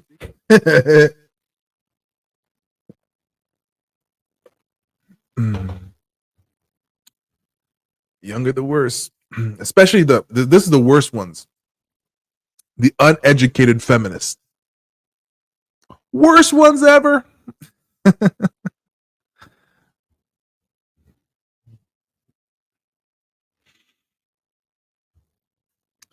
Edward says, I was in a taxi in Cebu and a dark-skinned lady holding a baby in the middle of the busy road, knocking on my windows. Oh, those women with the baby, they're part of the syndicates.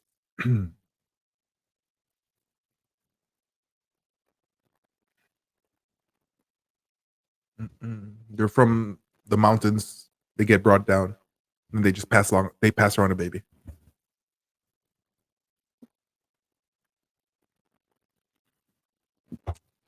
Rare to have 6-packs, but that's the thing, right? But they want 6 figures plus a 6-pack.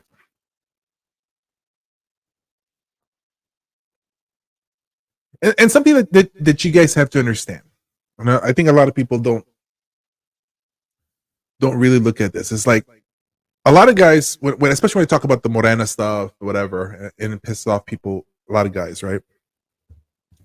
And you hear a bunch of guys talking like, but beauty is subjective. It's in the eye of the beholder. Okay. I'll give you that. But what I'm really truly saying is look at the objective beauty, not subjective, objective. And we start talking about, using objective thinking, objective thoughts, and looking at beauty. Be specific about the country that you're in. And in the Philippines, subjective is for an individual person like myself. Okay?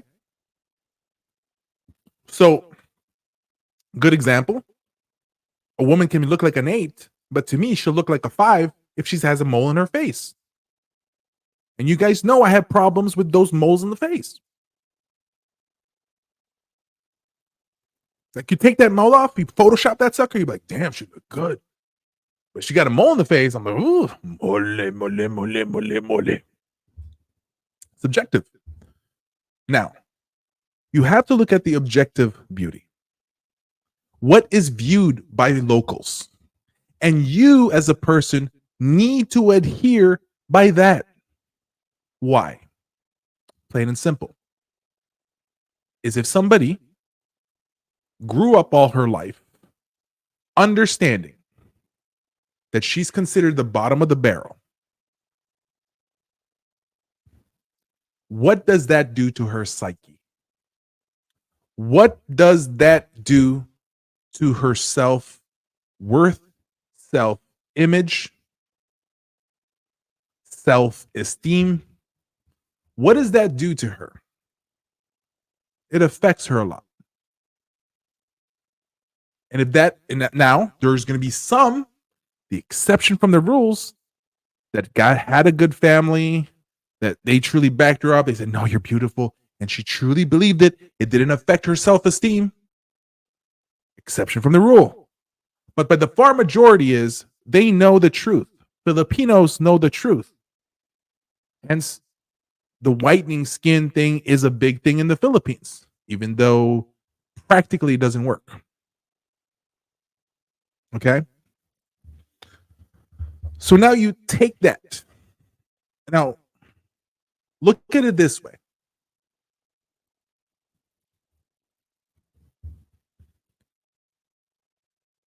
Go back in your high school years. Go back in your college years. Who was the one that went around with her legs open, fucking everybody most of the time? Seeking validation. Is it the good-looking women? Or is it the ones that are objectively considered, even subjectively considered uggos? Who's more of a freak? Beautiful women? Or the ones who are seen as, or they know who they are as seen, as the less attractive?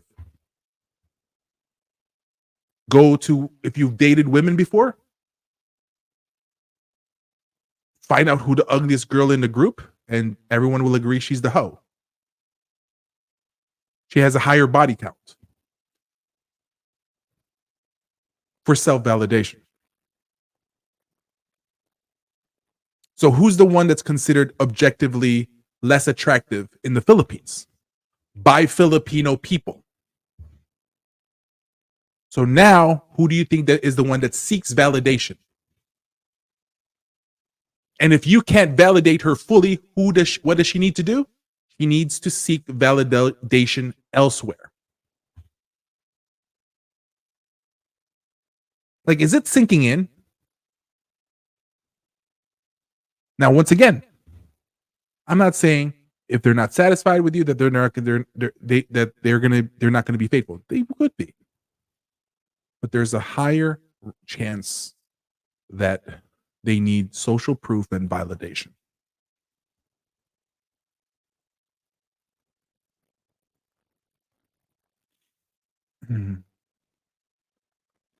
Don't get me wrong. I've had my trips when I was younger in the Philippines where it was about quantity.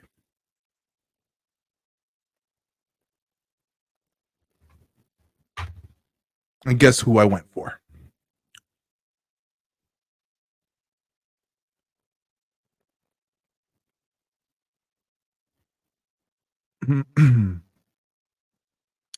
Live in the Philippines, then back and forth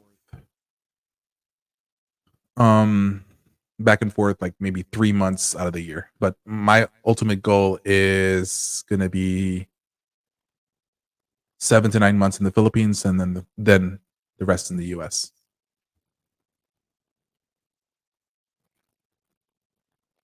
It depends, of course, which fraternity.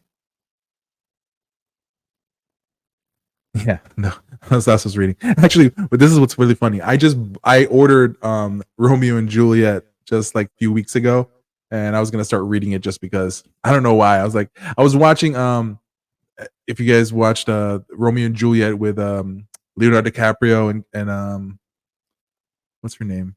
I forgot the other girl's name. And John Leguizamo's in his, which is John Leguizamo is probably one of my top 5 favorite actors. And so like I was like, I'm gonna read it.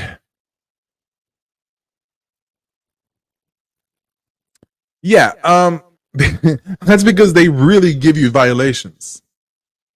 Like if you like, I don't want to show it here, right? If I was just only in the reaction channel, I'll show it because I don't care if something happens. But if you guys want to look it up, look up Triskelion and Acro and hazing.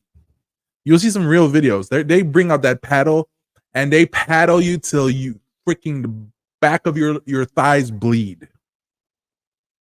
Okay? It's some crazy stuff. Look it up. Alpha Kappa Rho. Tau Gamma Pi. Triskelion. Look up those two and look up hazing. They actually have them online on YouTube.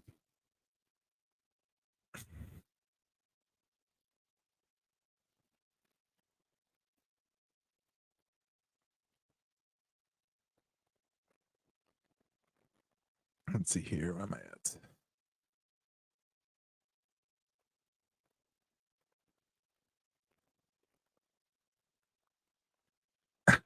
Never mind about the exotic. I prefer to.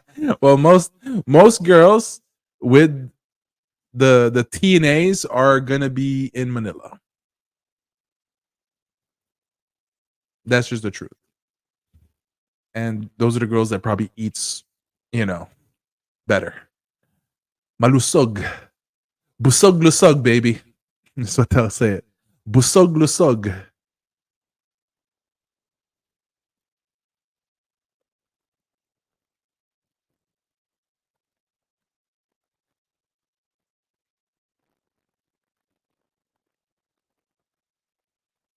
Trigenia? I don't know what you're talking about there. Yes, Mel Jean is an exotic. Yes, that is true. She's an exotic, man.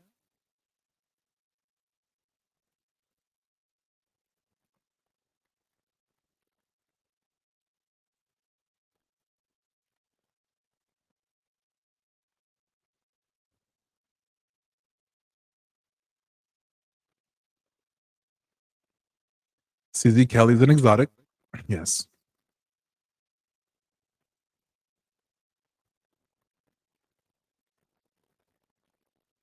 SKPs in Texas is a mail service.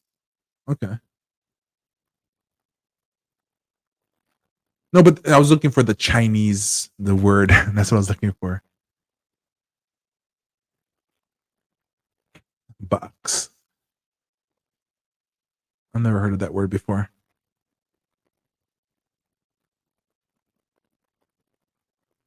If I was a Westerner, I would never marry a Filipina with all those restrictions. Listen, respect. Bumble, isn't that a feeding seed for a baby? I don't know. Sheng Nu. Bajaus. Sometimes I don't even consider Bajaus Filipinos. They're like, I'm actually gonna like. Did you guys know that the Philippines invaded Malaysia? Did you guys know that? Yeah. If you guys didn't know, like, I'm actually want to get into a little bit more history stuff with the Philippines. Like, but did you guys know the Philippines invaded Malaysia during the 80s? Or I think it was during the 70s that pretty much kicked off martial law in the Philippines?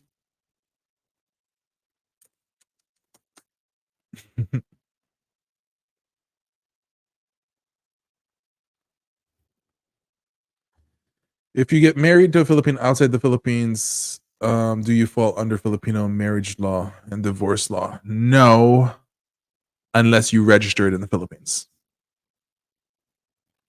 What's up, Jay? What's up, Mog? Yeah, dude. That's a lot of packing, man. Alex, what is up, sir? What's going on? Six pack doesn't mean stronger or fit. I get you. I think he was here earlier, Dave. Simple says, 3 years ago, I moved to area with lots of Asian coworkers. Then I thought most were pretty. Not now. Even 1 in 10 looks good. Some people need to be around them a while. Yep. And then if all you surround yourself is the Filipino bloggers that we see, and all you surround yourself is the type of Filipinas that are going to be found in online dating sites, you don't truly know. You don't truly know. Mike, what about Cindy Crawford? Yep, Cindy Crawford doesn't do me. Like, she'll do me like maybe like from waist down because she got some nice legs. But nope, I was never attracted to Cindy Lauper. Like, I tried. You don't understand. Like, from far away, like, remember, like, was that the Pepsi or was that the Coke commercial she did, right? When she was like, had that Daisy Dukes, whatever. And I was like, wow, that's like, damn, that's sexy. Then, you know, then you're just like, but then still it's like, oh, Cindy Crawford. Sexy, not beautiful. So, Christopher S., what's up, man? One time in band camp, I stuck a flute up my what? Yeah, have you guys seen this? Like, okay, we're just gonna veer off a little bit here, but this is like straight up disturbing to me. Like you know how, like, how do you say this thing? Like defeat, like the look of defeat, right? Like, you know, like you're just defeated. Like, you just know you're defeated. I'm just gonna show it. Like, you guys probably have seen this, right? But this is that's the look of fucking defeat right there. I just wanted to share this. That guy just like said, "Kill me." I don't know. Like, that guy. Время выходим. Сразу. Уважаем, покидаем зал, идем до свидания. And he still had that freaking, you know, the bag in his neck, right? But the reason why I kind of show that as well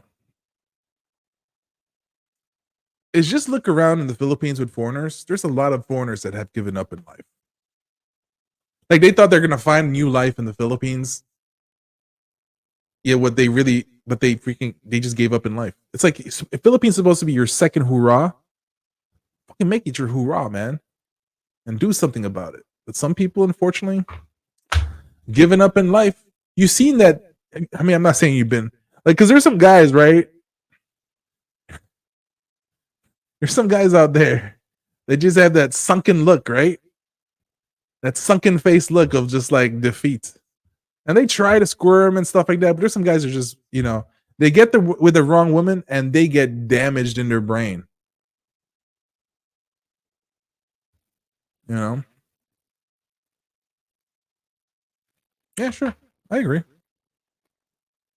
Damn, in my high school, there were a majority of overweight Polynesian girls, so I say the chubby one. You know what, though, man? Polynesian girls are allowed to be chubby. They're the only set of group of people that I'll be like, it's all good, because it just runs in that, right? You know, I'm just saying, you know, mahalo, baby, you know. But I'm just like, you know, they're the only ones that has that excuse. I'll tell you one thing, though, man. Oh, like, I went on a date with this Samoan chick. Oh, and she was sexy Samoan chick. And I hooked up, dated her for like several months, but then you start seeing the family. You're just like, she was like, they were always like saying that she was the scrawny part of the group, and I was like, what the fuck? And like, I've realized, I was like, she was amazing, great girl, great job, and all that stuff. But I know my future. It's like, I can't do it. I know you don't fuck with Samoans, man, because, man, I was friends with a lot of Samoans in Cali. You know, Samoans are great people to be friends with, but just don't piss them off, because the whole family comes after you, you know? You understanding now? Glad that you can understand. cheerleaders and the preacher's daughter is always the host. Yeah, but see, but the cheerleaders only hooked up with the jocks. Like they you know, their qualification is a whole different realm of things, right? So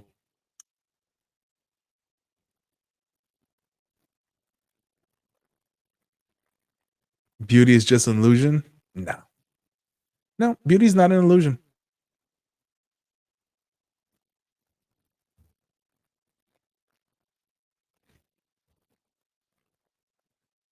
Yep, because they need to be accepted socially.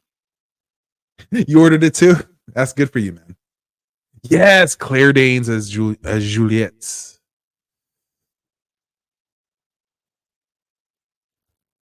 Uncle still have it. Yep.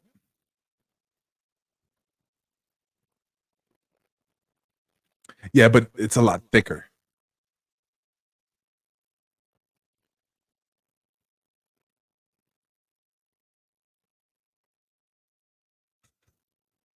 No, the video's just still up. It's just in the what do you say? Group section. It's still up. I did take down a few just because. It was more of a shell-shocking experience for me since I've never left Hawaii before. Gotcha.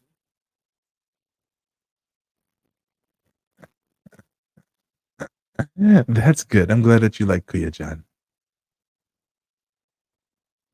Don't forget about his good friend, you know, his coworker. Yeah, I know. Yeah, just Cindy never got to me. Now, Julia Roberts, that was a whole different issue. That was a whole different thing. Because like for me also, Julia Roberts, maybe it's just me, but did you guys feel this way? That Julia Roberts and what do you call this thing? And Cindy Crawford just had that similar look, except Cindy Crawford had the mo. So I was just like, ooh, couldn't do it.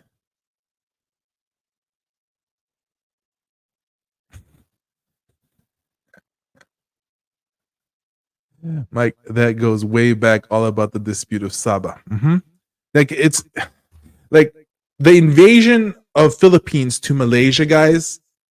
You can even compare it to the failure of the Bay of Pigs. Okay, you can compare it to the failure that Kennedy had with the Bay of Pigs. Like this invasion of Malaysia, a secret attempt, literally sparked, okay, the problem between the Muslims and the Philippines.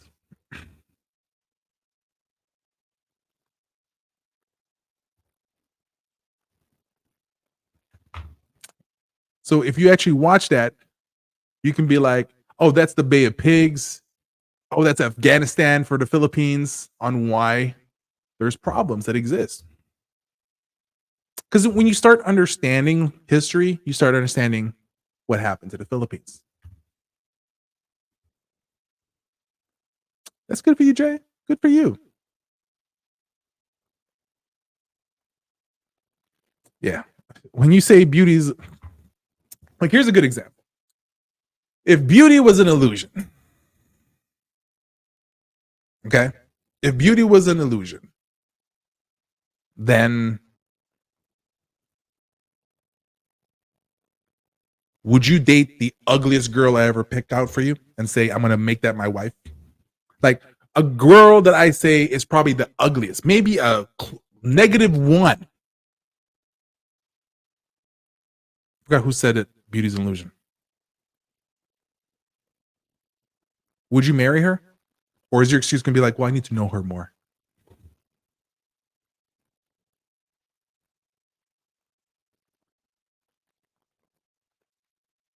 Alex, you take care, buddy. Be safe, man. Get me there, Miyagi. Okay? Because I just remade my new video about this whole thing about red flags and beauty and stuff like that. Perfect example. Nora Honor. What was that? What was that? What was the thing, Miyagi, where Nora Honor, she was a partner, her love partner was Tirso Cruz the third, and then something Pip, right? Like their love team name, something this and Pip. And so like Nora Honor, guys. Okay. She was the epitome of what they called beauty in the Philippines. She's the epitome of beauty in the Philippines during the 60s, 70s, 80s. No, not 80s. 60s and 70s. Okay? She is the description of what beauty is, of what a Filipina beauty is. She was called a dark beauty. All right? She's called a Philippine superstar. Beautiful voice. Great actress.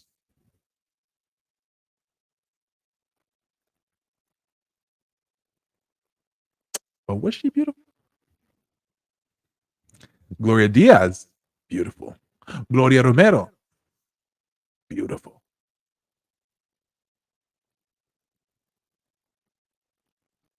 You know?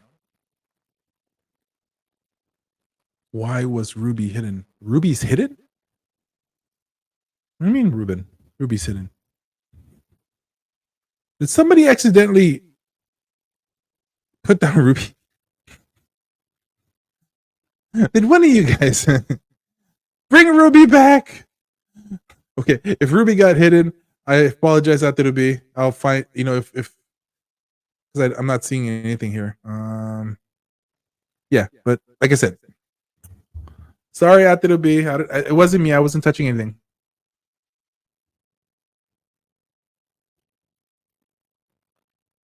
Who hid Ruby? Okay, now I'm curious.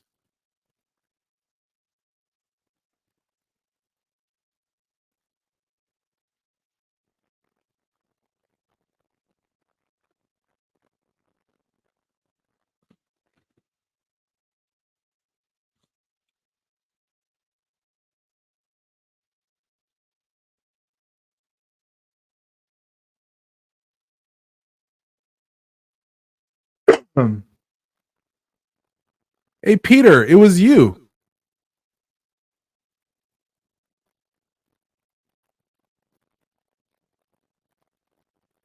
Peter, did you accidentally delete Ruby?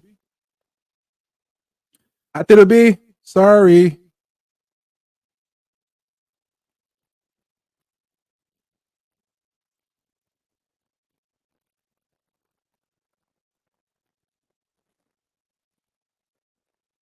Peter, it was you, buddy. So Ate Ruby, if you're still listening, I'm gonna undo you later on, okay? Because I think you got taken out, not even timed up. Peter, you fucking put Ruby off. Hold on. Okay, here we go. All right, unhide. All right, I figured it out. Ruby was unhid. Ate Ruby, you're back. Make a comment so I know. I know. So sorry. It wasn't me. It was Peter. Oh, good lord. All right. Good thing I can unhide it from here. All right. Yeah, just make a comment at the B so that I know you're there. Okay. Okay. There you go. I wouldn't know because, like in StreamYard, it doesn't tell me when somebody gets hidden or not. I can hide people. I can whatever take them out, but I think Peter was trying to maybe do what's his face, eBay. First winner, Gloria Diaz. Gloria Romero? I think Gloria Romero is the second one, then Pia, then Catriona Gray. I forgot the first one who won.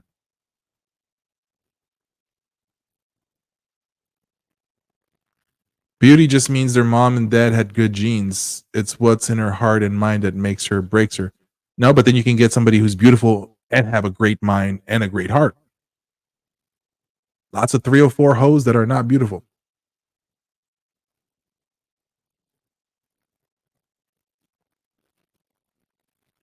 if you want to be happy for the rest of your life, never make a pretty woman your wife. So from my personal point of view, get an ugly girl to marry you.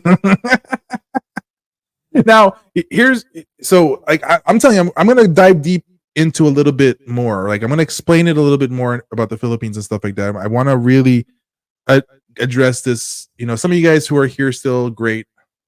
So okay, so I'll talk about it here just a little bit, but I'm gonna make a whole video about the whole feminism in the Philippines. So a lot of women like understanding that, you know, so like in the West, right, with the rise of birth control pills in the United States. So this is true studies. And this is why there's an increase. Like if you date a woman who's in birth control pills, like the whole time that you met her, you dated her, she's in birth control pills, the higher likelihood that she's actually going to cheat on you when she gets off birth control pills. Like, are you guys know about those? Are you guys aware of these studies? When they get off the birth control pills, increases the percentile of a breakup or her cheating on you.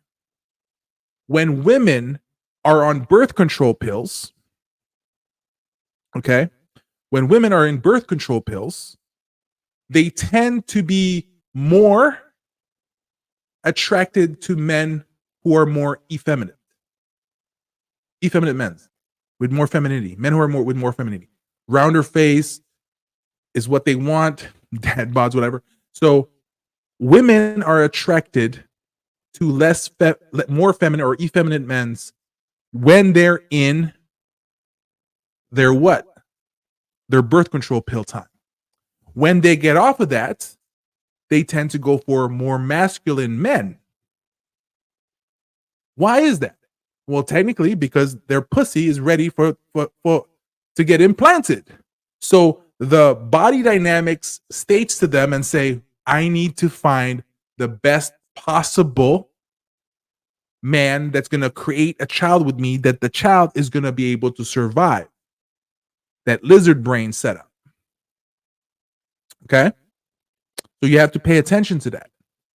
Because at the same time as when a woman's estrogen level, okay, estrogen level depletes, what happens is testosterone kind of almost evens out.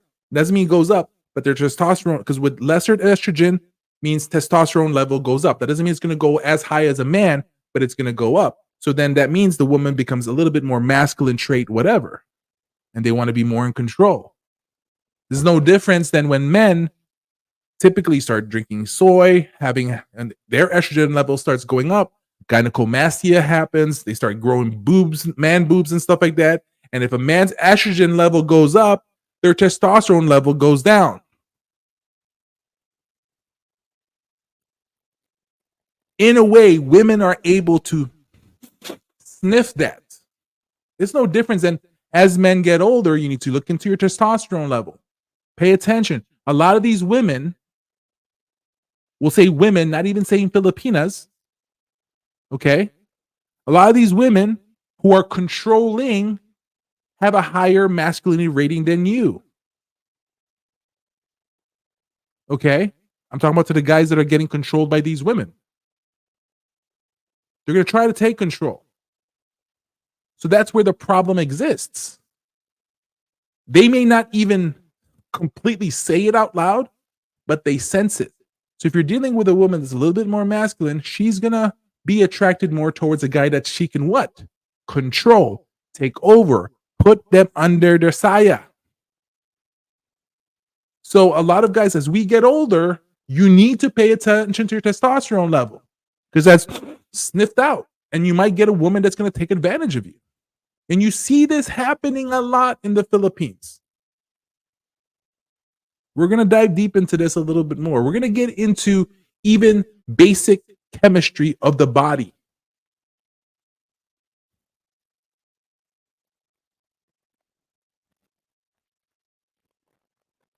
It's Peter Perk. He's okay. I think he's back.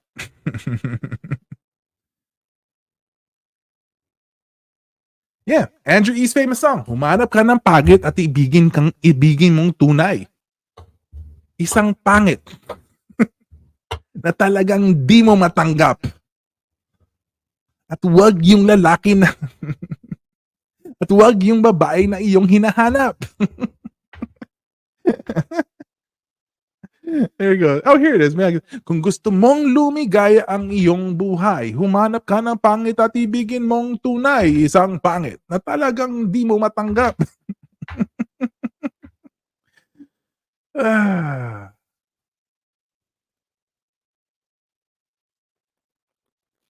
Merlin the Wizard from King Arthur? There's, you know what, there's like so many King Arthur movies out. Is it like the new King Arthur with the Guy Ritchie type of stuff? No. Even though you are working out, you are going to lose testosterone because you cannot replace testosterone naturally by your body. You can slow the depletion of testosterone in your body.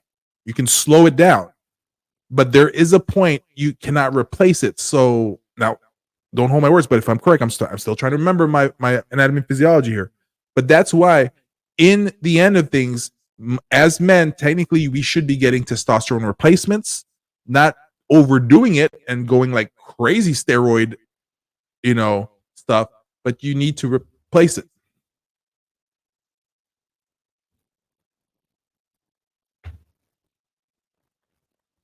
Right now, lots of tomas are suffering here in my area because it's hot and humid, and their rabies are causing discomfort in their deadest. Easily, they just get fatter. It's not a red flag, it's a multiplier. It's a multiplier. You're gonna have to just rewind it, James. I think that you started a little bit late, so I did kind of explain it in the video. Yeah, you can do over the counter supplements, but like once again, it just slows the depletion down. Oh, that Merlin. Yeah, that's called steroids. That's like, when these guys take steroids to get jacked up and stuff like that. That's what it is, I think. But it's just not overdoing it, because then it can cause problems, back acne, make your dick smaller, limp, heart problems, and everything like that.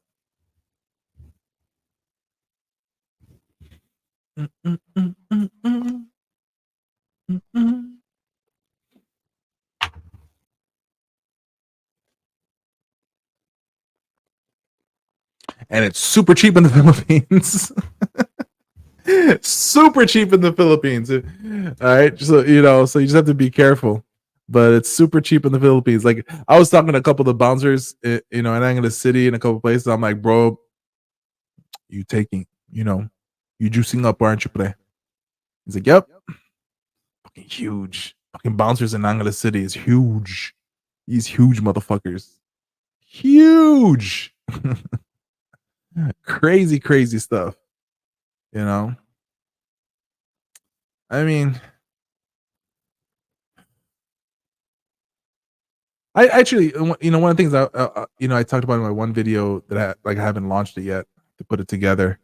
It's just like, once again, it's like also understanding your vasopressin levels and and your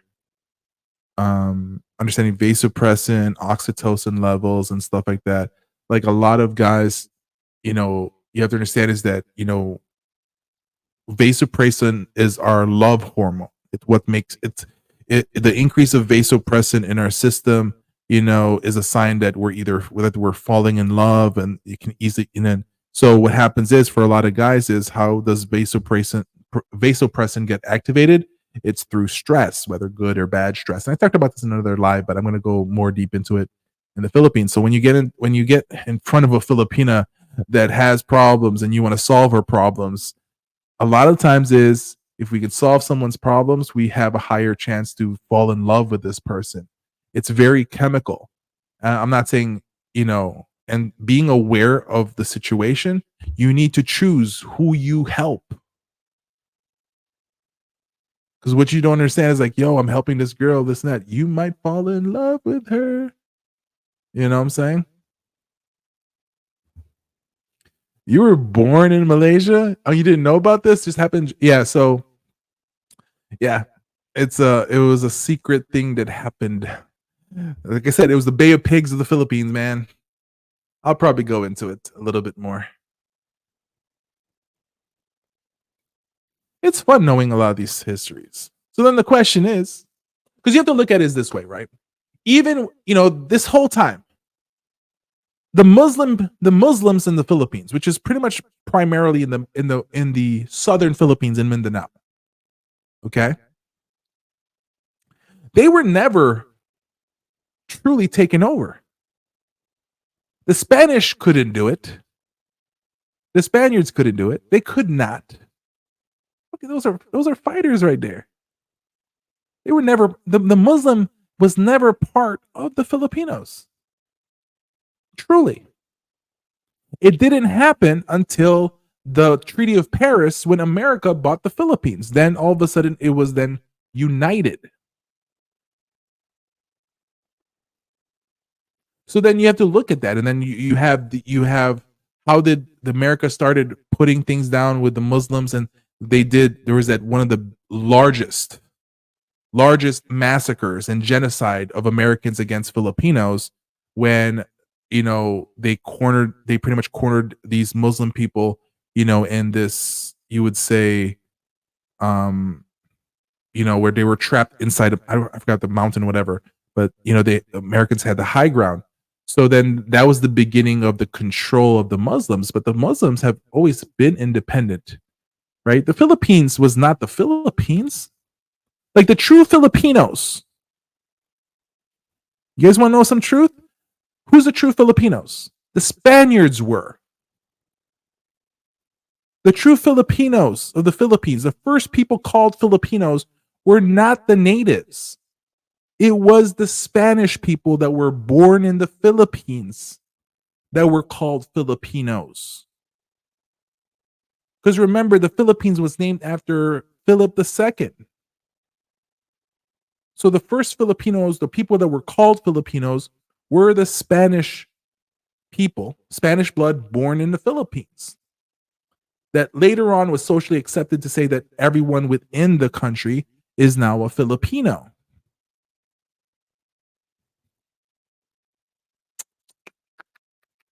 Awkward.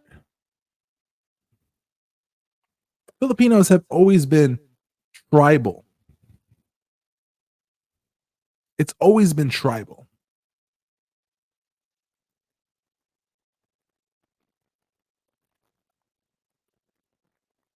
Right? It's always been a tribal thing. You had, it was all separated, all within the Philippines because it was multiple different islands. At one given point, part of Malaysia was technically be part of the Philippines. And that's why Filipinos tried to get after Malaysia, because there was that claim of Philippines saying that Malaysia's ours before Malaysia became an independent country during the 1963, if I'm correct, or 1964, around that time. Before they were granted the ability to be called a country, the Philippines says we own Malaysia, the northern part of it.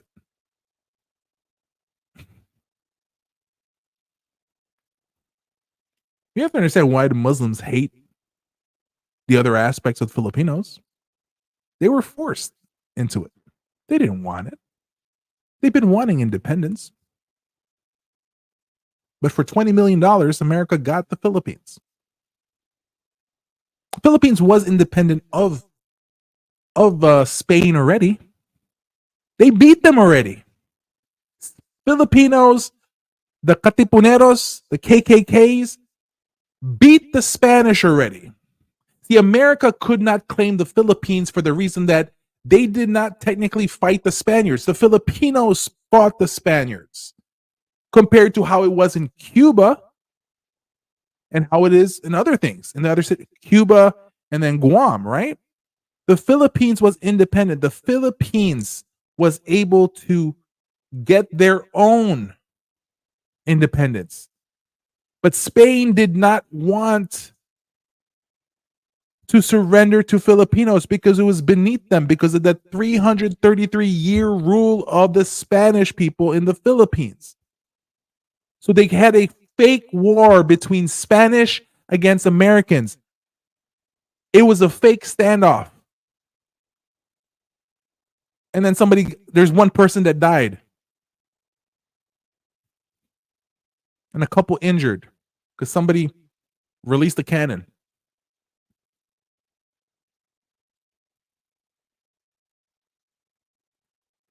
So because America can't say that, because the Filipinos were able to create independence in their own,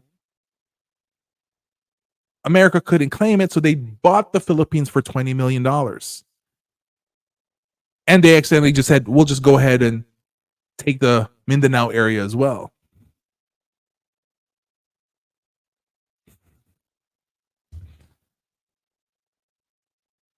Like, know the history.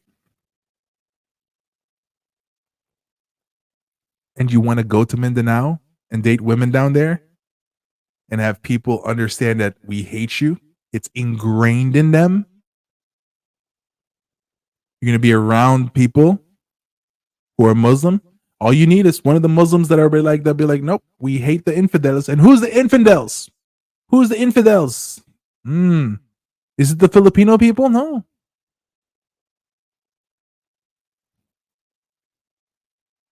And you think that when something pops off in the Philippines, the first ones that they're going to go are going to be the Americans in Mindanao. And you know what? It sucks if they die.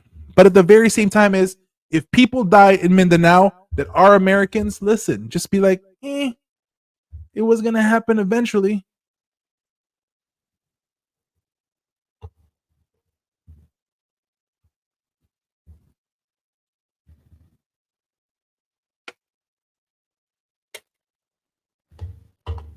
Sucks.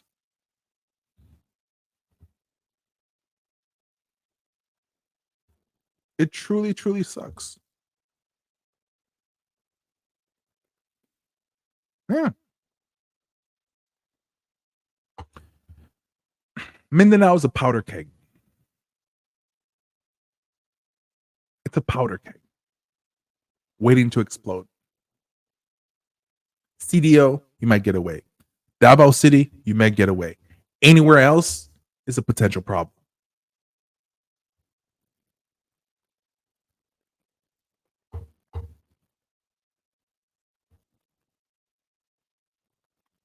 They're still trying to get agreements between the Muslim people and the government, right? There's still war that exists.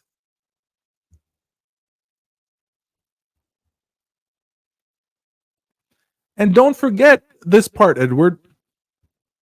1940s. When was the Philippine bought? There were people alive during the Japanese invading the Philippines.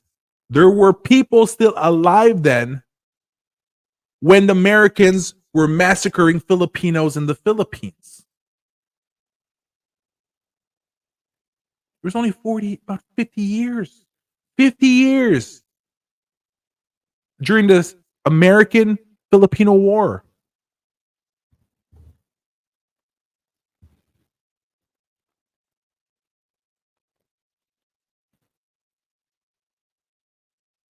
Pay attention to that. That's basic. Like, we are only 130 years. You know, we know Muslims don't forget. I know a lot of Muslims are great people. Great people. Right? Amazing people. You know, but the thing though is, Philippines got the Mindanao's got the MILFs. And there's different, like even under the MILF, they have different subgroups that separated from them.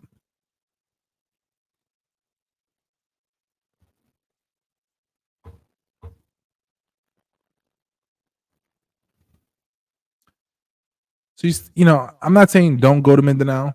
I think Mindanao is a great country, great area. Lots of there's places in Mindanao that I wish is always open because you can have like amazing vacations there.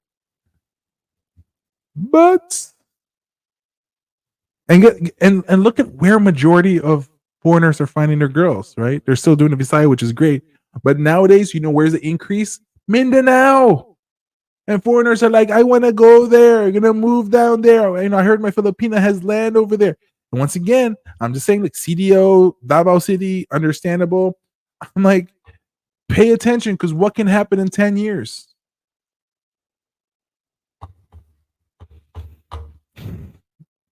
It's impossible to not understand that history repeats itself.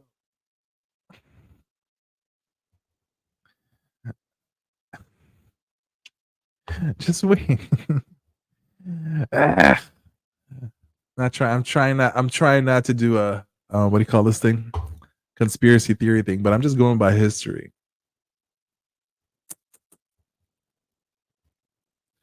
That's cray. They bought Philippines but paid the Spanish. Yep.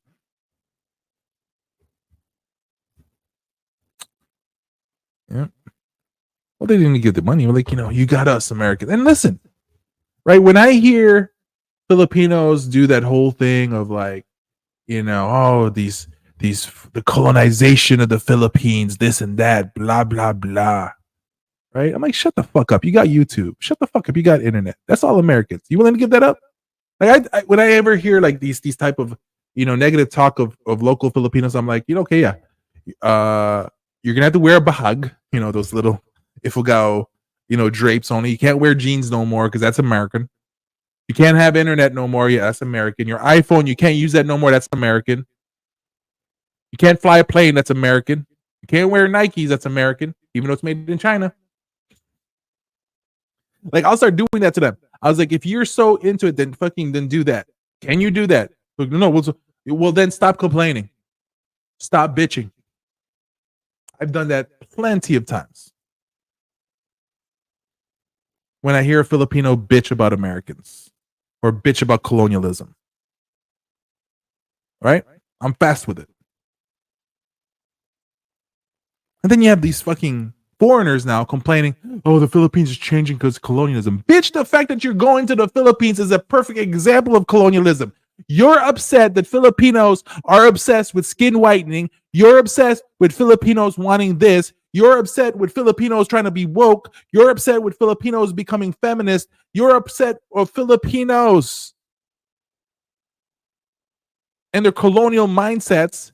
Bitch, you in the Philippines. Bitch, you going to the Philippines to look for a Filipina. You fucking conquering colonist. You can't complain that the Philippines happening that way because our people did that. Our fellow Americans did that. Okay? And then these fuckers complain, oh, the Filipinos are changing. Bitch, you changed the Filipina. That's why Filipinas are different in Dumaguete, in Angeles City, in San Carlos, in Jensan, because that's where foreign men are going to. You can't get mad that Filipinas are changing when you're part, technically, of the change. Accept it.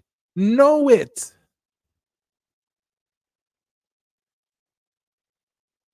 Or MNLF and MILF is different, but they were all categorized under one roof at one time. If I'm correct, then they all dissected.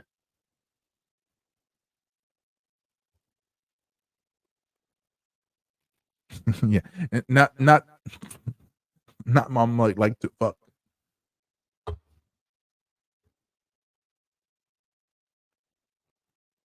Yeah.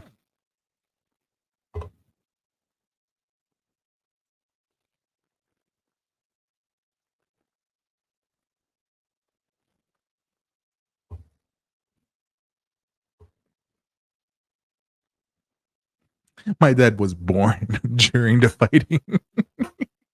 My dad was born because of the fighting, is pretty much. GI baby. I'm like, damn it. My grandma was beautiful, man. Woo. My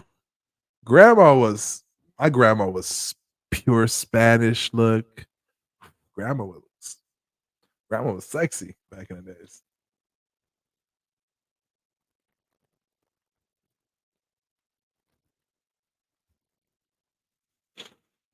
What have the Romans done for us? Yeah, a lot.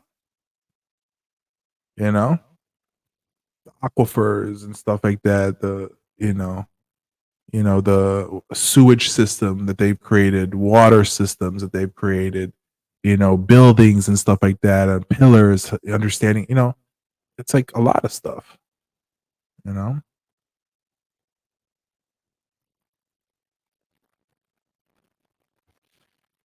But that's the thing, is like you see Filipinos complain and you see Americans complain, right? Yeah, dude. Like, and you can trace Filipino power through their Spanish roots. Majority of Filipinos with true power are this: they're backed with Spanish roots, true Spanish roots, not the bastard kids, whatever. Like true Spanish roots. The strongest families of the Philippines are either going to be have backing of Spanish, backing of Chinese, or backing of Muslim.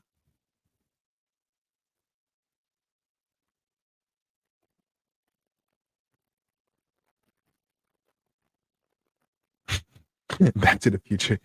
Asian countries will kick Muslims out. Too much trouble. I see how Malaysia kicked them out before armed resistance like Mindanao.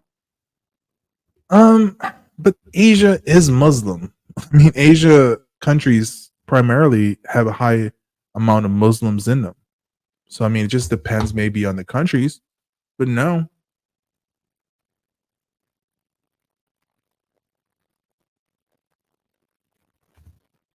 Lots of engineering. Other vloggers don't even realize some of the churches were made hundreds of years ago. Yeah, I mean, just like some of the, I mean, love me some, like there's this one Spanish church I want to see. I forgot which one it is. I have a list of 15 churches I want to visit before I die in the Philippines. I have to look it up. It's somewhere in my list. Back to feminism and education. I think UP Diliman is the breeding ground. Have met. Yeah, we talked about that a little bit, Big Brother.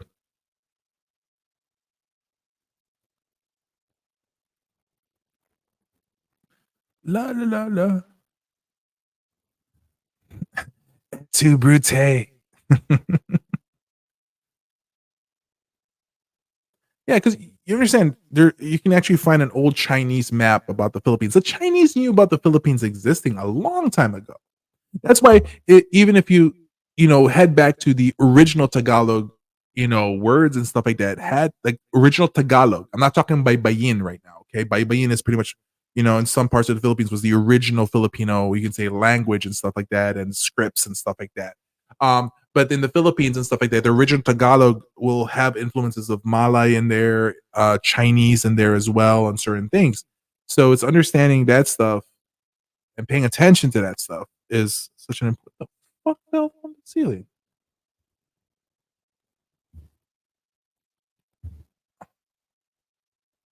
That's weird.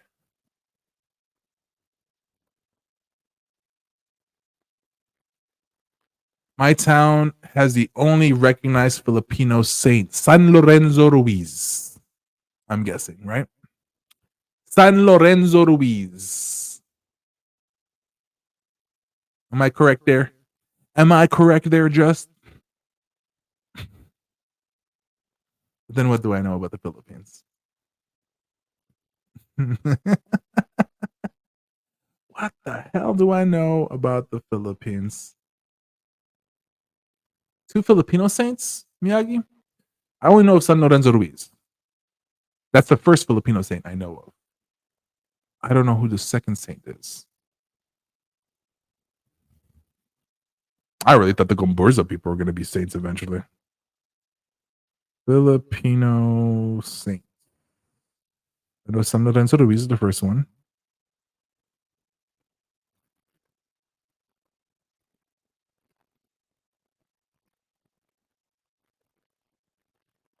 Saint Pedro Calungsod. He's recent one. Yeah, I've heard of him, but he's the most recent one. But see, the thing though is, he got killed in Guam. So, but he's of Filipino descent.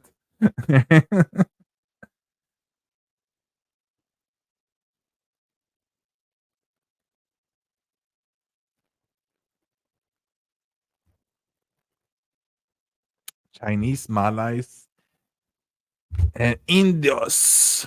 That's why Philippine, and so, okay. So for some of you guys have stayed this long, I'm gonna give you guys a preview of the Philippines. Okay, a preview of what I'm gonna share with a few more of my videos in the future. Okay, you know how foreigners are so pissed off, right, about Filipinas wanting light skin and stuff like that. A lot of people will proceed to it that it's based on colonialism and Spanish rule. I mean, not will remove colonialism, the whole Spanish thing. No. You see, what happened after Spanish rule came the Filipino beauty. The understanding of the perfect kayumangi skin, beauty, the Filipino beauty. That's like I said, 70s, 80s, look at all the dark kayumangi skin and stuff like that. You see, you guys have to understand, in the Philippines, especially when American education system was brought into the Philippines, of course, they were also teaching Tagalog as an additional thing, right? And also history of the Philippines and stuff like that. But let me go ahead and tell you guys the creation story of the Philippines. And there's multiple creation stories in the Philippines, but this is actually a creation story in the Philippines that was done and actually taught to you in school. Okay? Taught to you in school. So God was lonely. He created the heavens, the earth, the suns, the stars, and the animals. And he wanted to create someone of his likeness. So God said, he went down and grabbed clay and he made two figures, partner, man and a woman. He grabbed this thing and what he did was he put it in the oven. Okay. He fell asleep. And when he took out this oven, it was dark. Negro, as they say in the Philippines. Maitim. Sunog. Tutong. He says, overcooked. He says, it's not right. It was just not right. So then he took up clay again, got himself a couple partners, and put it inside the oven. And this time he didn't want to burn it, so he took it out early. Skin was too light. Not perfect enough. So then God said, now I know how to make it. Grabs the clay again, another partner, puts it inside, and cooked it just right, and made the Filipinos the kayumangi.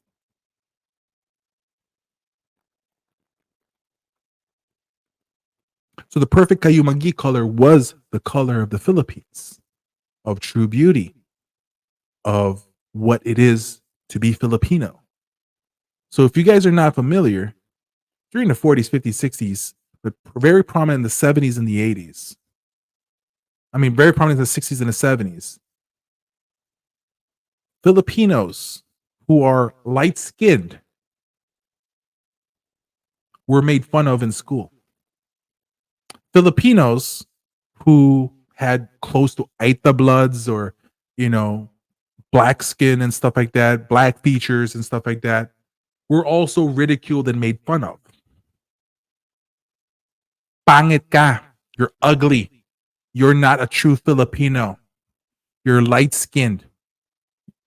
And what do they call the dark-skinned Filipinos? The real dark? Nugnog. Tutong. What were the light-skinned Filipinos called? Hilaw. Means you're not ripe yet. Right? During the 80s, was there starting to be the changes that started happening. And this actually happened especially during the 90s. And during the 90s is then, for some reason, as more and more Filipinos were coming back to the Philippines, what we call Philams. And they started bringing in Philams to come in to then become artistas. A lot of these artistas who were coming to the Philippines during the 90s did not even speak Tagalog. When they tried to speak Tagalog, they had these really bad accents. You don't have to sing good. You don't have to sing. You don't have to be a good actor. But if you're a Philam, if you're a Habsy, well, you're acceptable. And so that's when you start showing the changes where people are like, well, if you can become an actor without any talent, just be light skinned, then that's where the changes started happening in the psychological aspects. So Filipinos started saying that, it's because of the Spanish. No. Look back, a lot of these fuckers never lived during the 50s and 60s and never looked at history. 50s, 60s, 70s, it was all about dark skin beauty. It's all about the kayumangi skin. The needle has been moved now.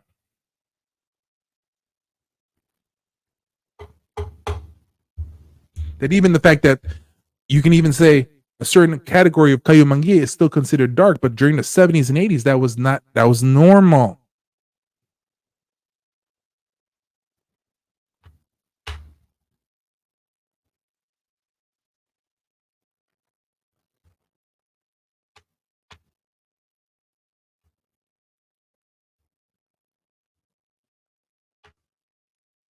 Lapu-Lapu, he fucked up my channel. That's what happened. Like, you have to understand how it works. And so people are like, oh, this and that. Like, motherfucker, about nugnog or like light skin and stuff like that. Oh.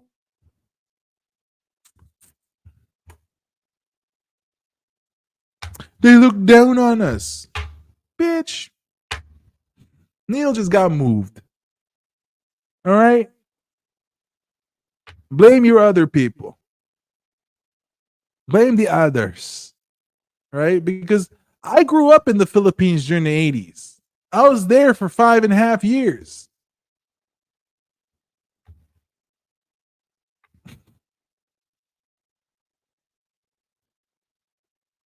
Yeah, ilaw na just right. Nugnog.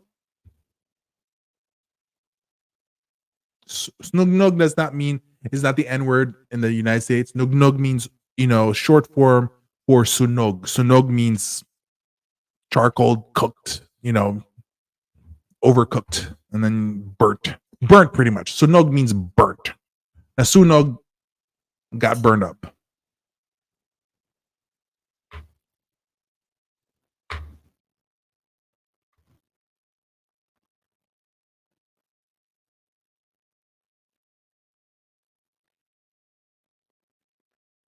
Oh yeah, I like some hilo mango too.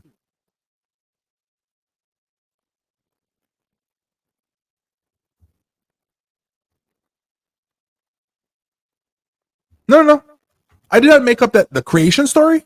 Ask just, I don't know if the other Filipinos here ever heard that story, but that's a true story in the Philippines.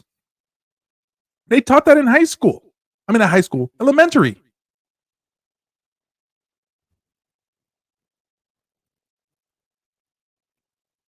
I did not make that story up. It's a creation story, one of the creation stories in the Philippines.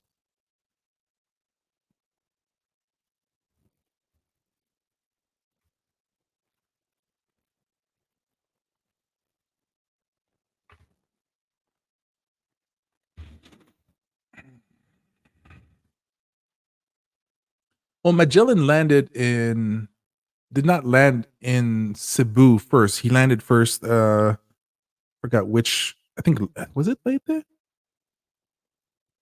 Forgot where he landed first, and then the next day he landed in Cebu. Yeah, late 80s. But because in the early 80s, so you have in the early 80s, like for example, the original love teams in the Philippines, you have Marilyn Reynes and you have actually Noronor's son, right? You had all the kids growing up there, JC Bonin, the Baguettes and stuff like that. But that was in the early 80s. And then you had, GMA TV.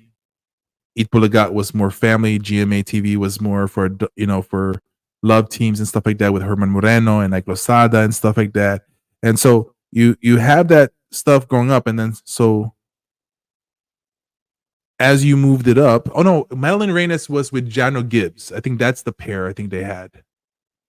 So, but anyways, as you started seeing it in the late 80s, you start seeing it, but then the 90s was very prominent where you started seeing a lot of the actors coming in were like Philams, and you're just like, what the fuck is going on? Like 1994,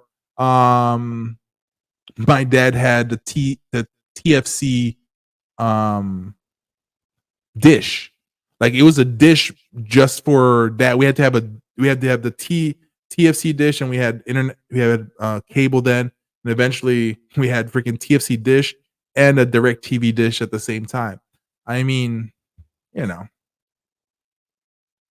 just saying.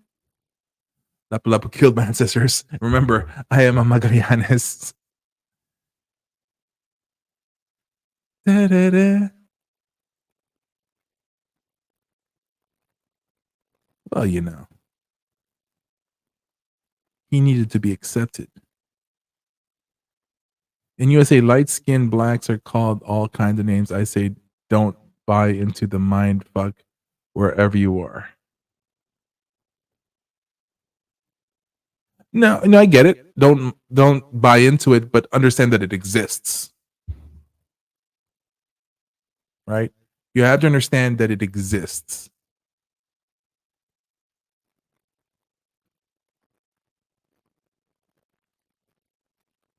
Well, see, you know, you also have to understand the Catholic system in the Philippines. It's not the fact that they have, you know, so Catholics in the Philippines are more linked towards the hardcore Catholic belief, pretty much the Opus Dei, you know, the hardcore Catholics.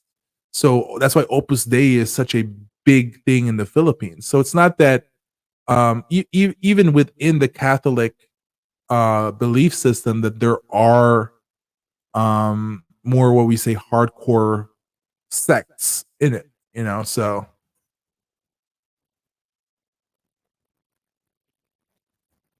here's Dave. I can't tell you how many times I've heard the word nog nog when I was living there as a kid, early 70s and early 80s. Yep. Well, he died he died with a poisonous arrow, if I'm correct, while he was trying to escape back to the ship. They're like, shit, they got us.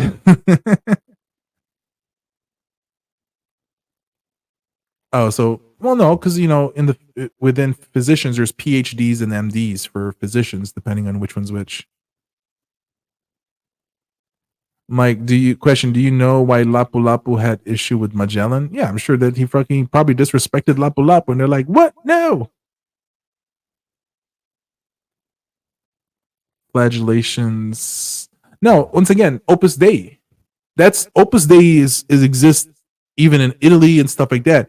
So there is that part of things, and that's why there's that flagellation stuff that happens itself, you know, for that. So there's no difference than, you know, for a lot of hardcore Catholics elsewhere, they will, you know, like for example, Saint Catherine of Siena, for example, right?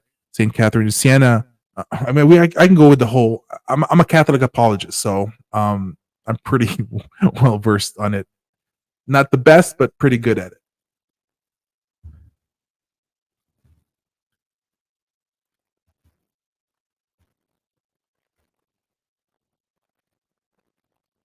My dipstick father was an officer in the Air Force in Malaysia. That's why I was born there. Most people mistake me for a Malaysian. Gotcha. Let's see if you know. Yeah, so I'm maybe just offended him. I don't know. I don't know truly, fully.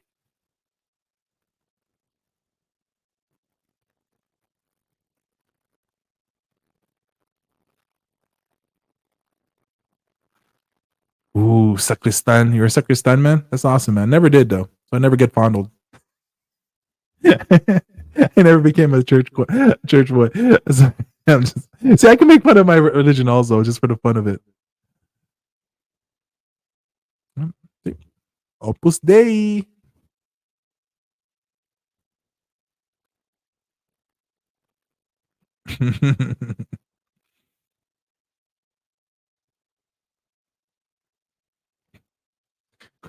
You're about to make me put some what do you call this thing? Some Michael Blackson jokes in here. He's like, he's so nug. Call him 11:59, 1 minute before midnight. Dave's here. He'll probably start some dark jokes. My wife says exotic is a dirty word, but see, everyone else like, oh yeah, like this is the fun part, right? When a foreigner like hears it, like, oh, you're with an exotic, and the foreigner's like, that's right, I'm with an exotic Filipina. He's like, yes, I'm, and he's like all happy and go giddy, and everybody's like, no, exotic is not.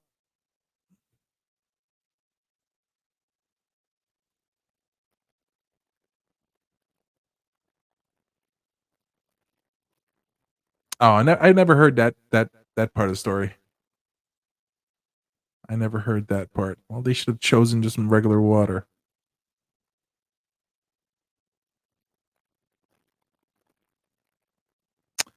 No, typically you'll see the 3:00 in the Philippines. Like even in TV, right? At 3:00, they're gonna have the Divine Mercy. That's always been like that for so long that I remember in the Philippines. Divine Mercy at 3:00 in the afternoon.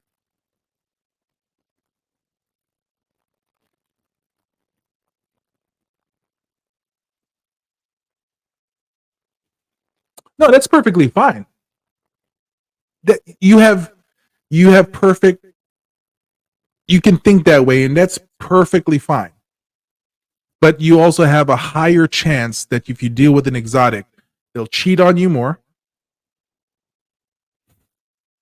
They have higher body count.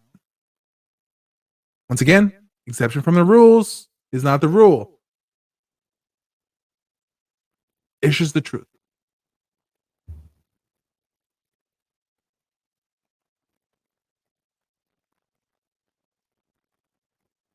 It's just the truth.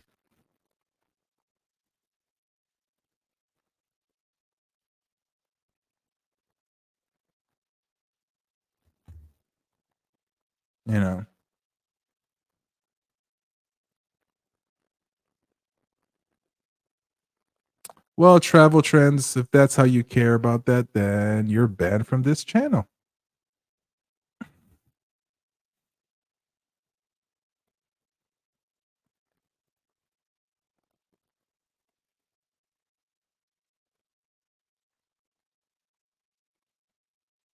And Jillian chose the wrong side. The bells in churches were not originally for the top of the hour. It was the reminder to pray. You got to pray. Anyways, guys. 2 hours. Shit, 2 hours, 42 minutes? That's a long time. Long time. So anyways, yeah, we've been long and alive here. So anyways, guys, I'm good. Mike, how could you be educating dumbasses for free? It's having conversation. That's all it is. And it's not being somebody who's not aware of certain things is not a dumbass. It's somebody who's just ill-informed. And I think it's always good to provide information for anybody. You know what I'm saying?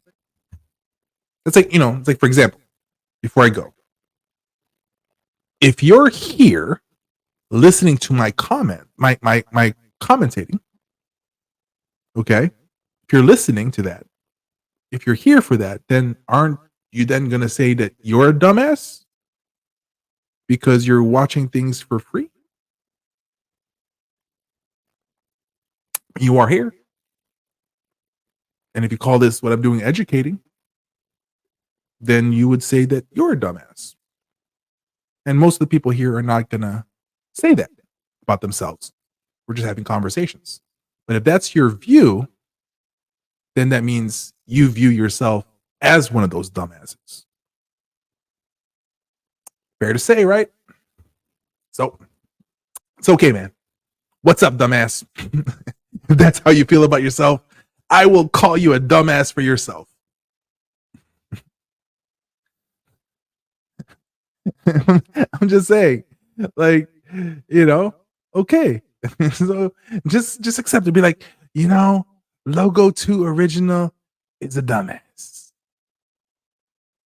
And I'm getting it for free. All right, guys. I'm out of here. You guys take care. Be safe.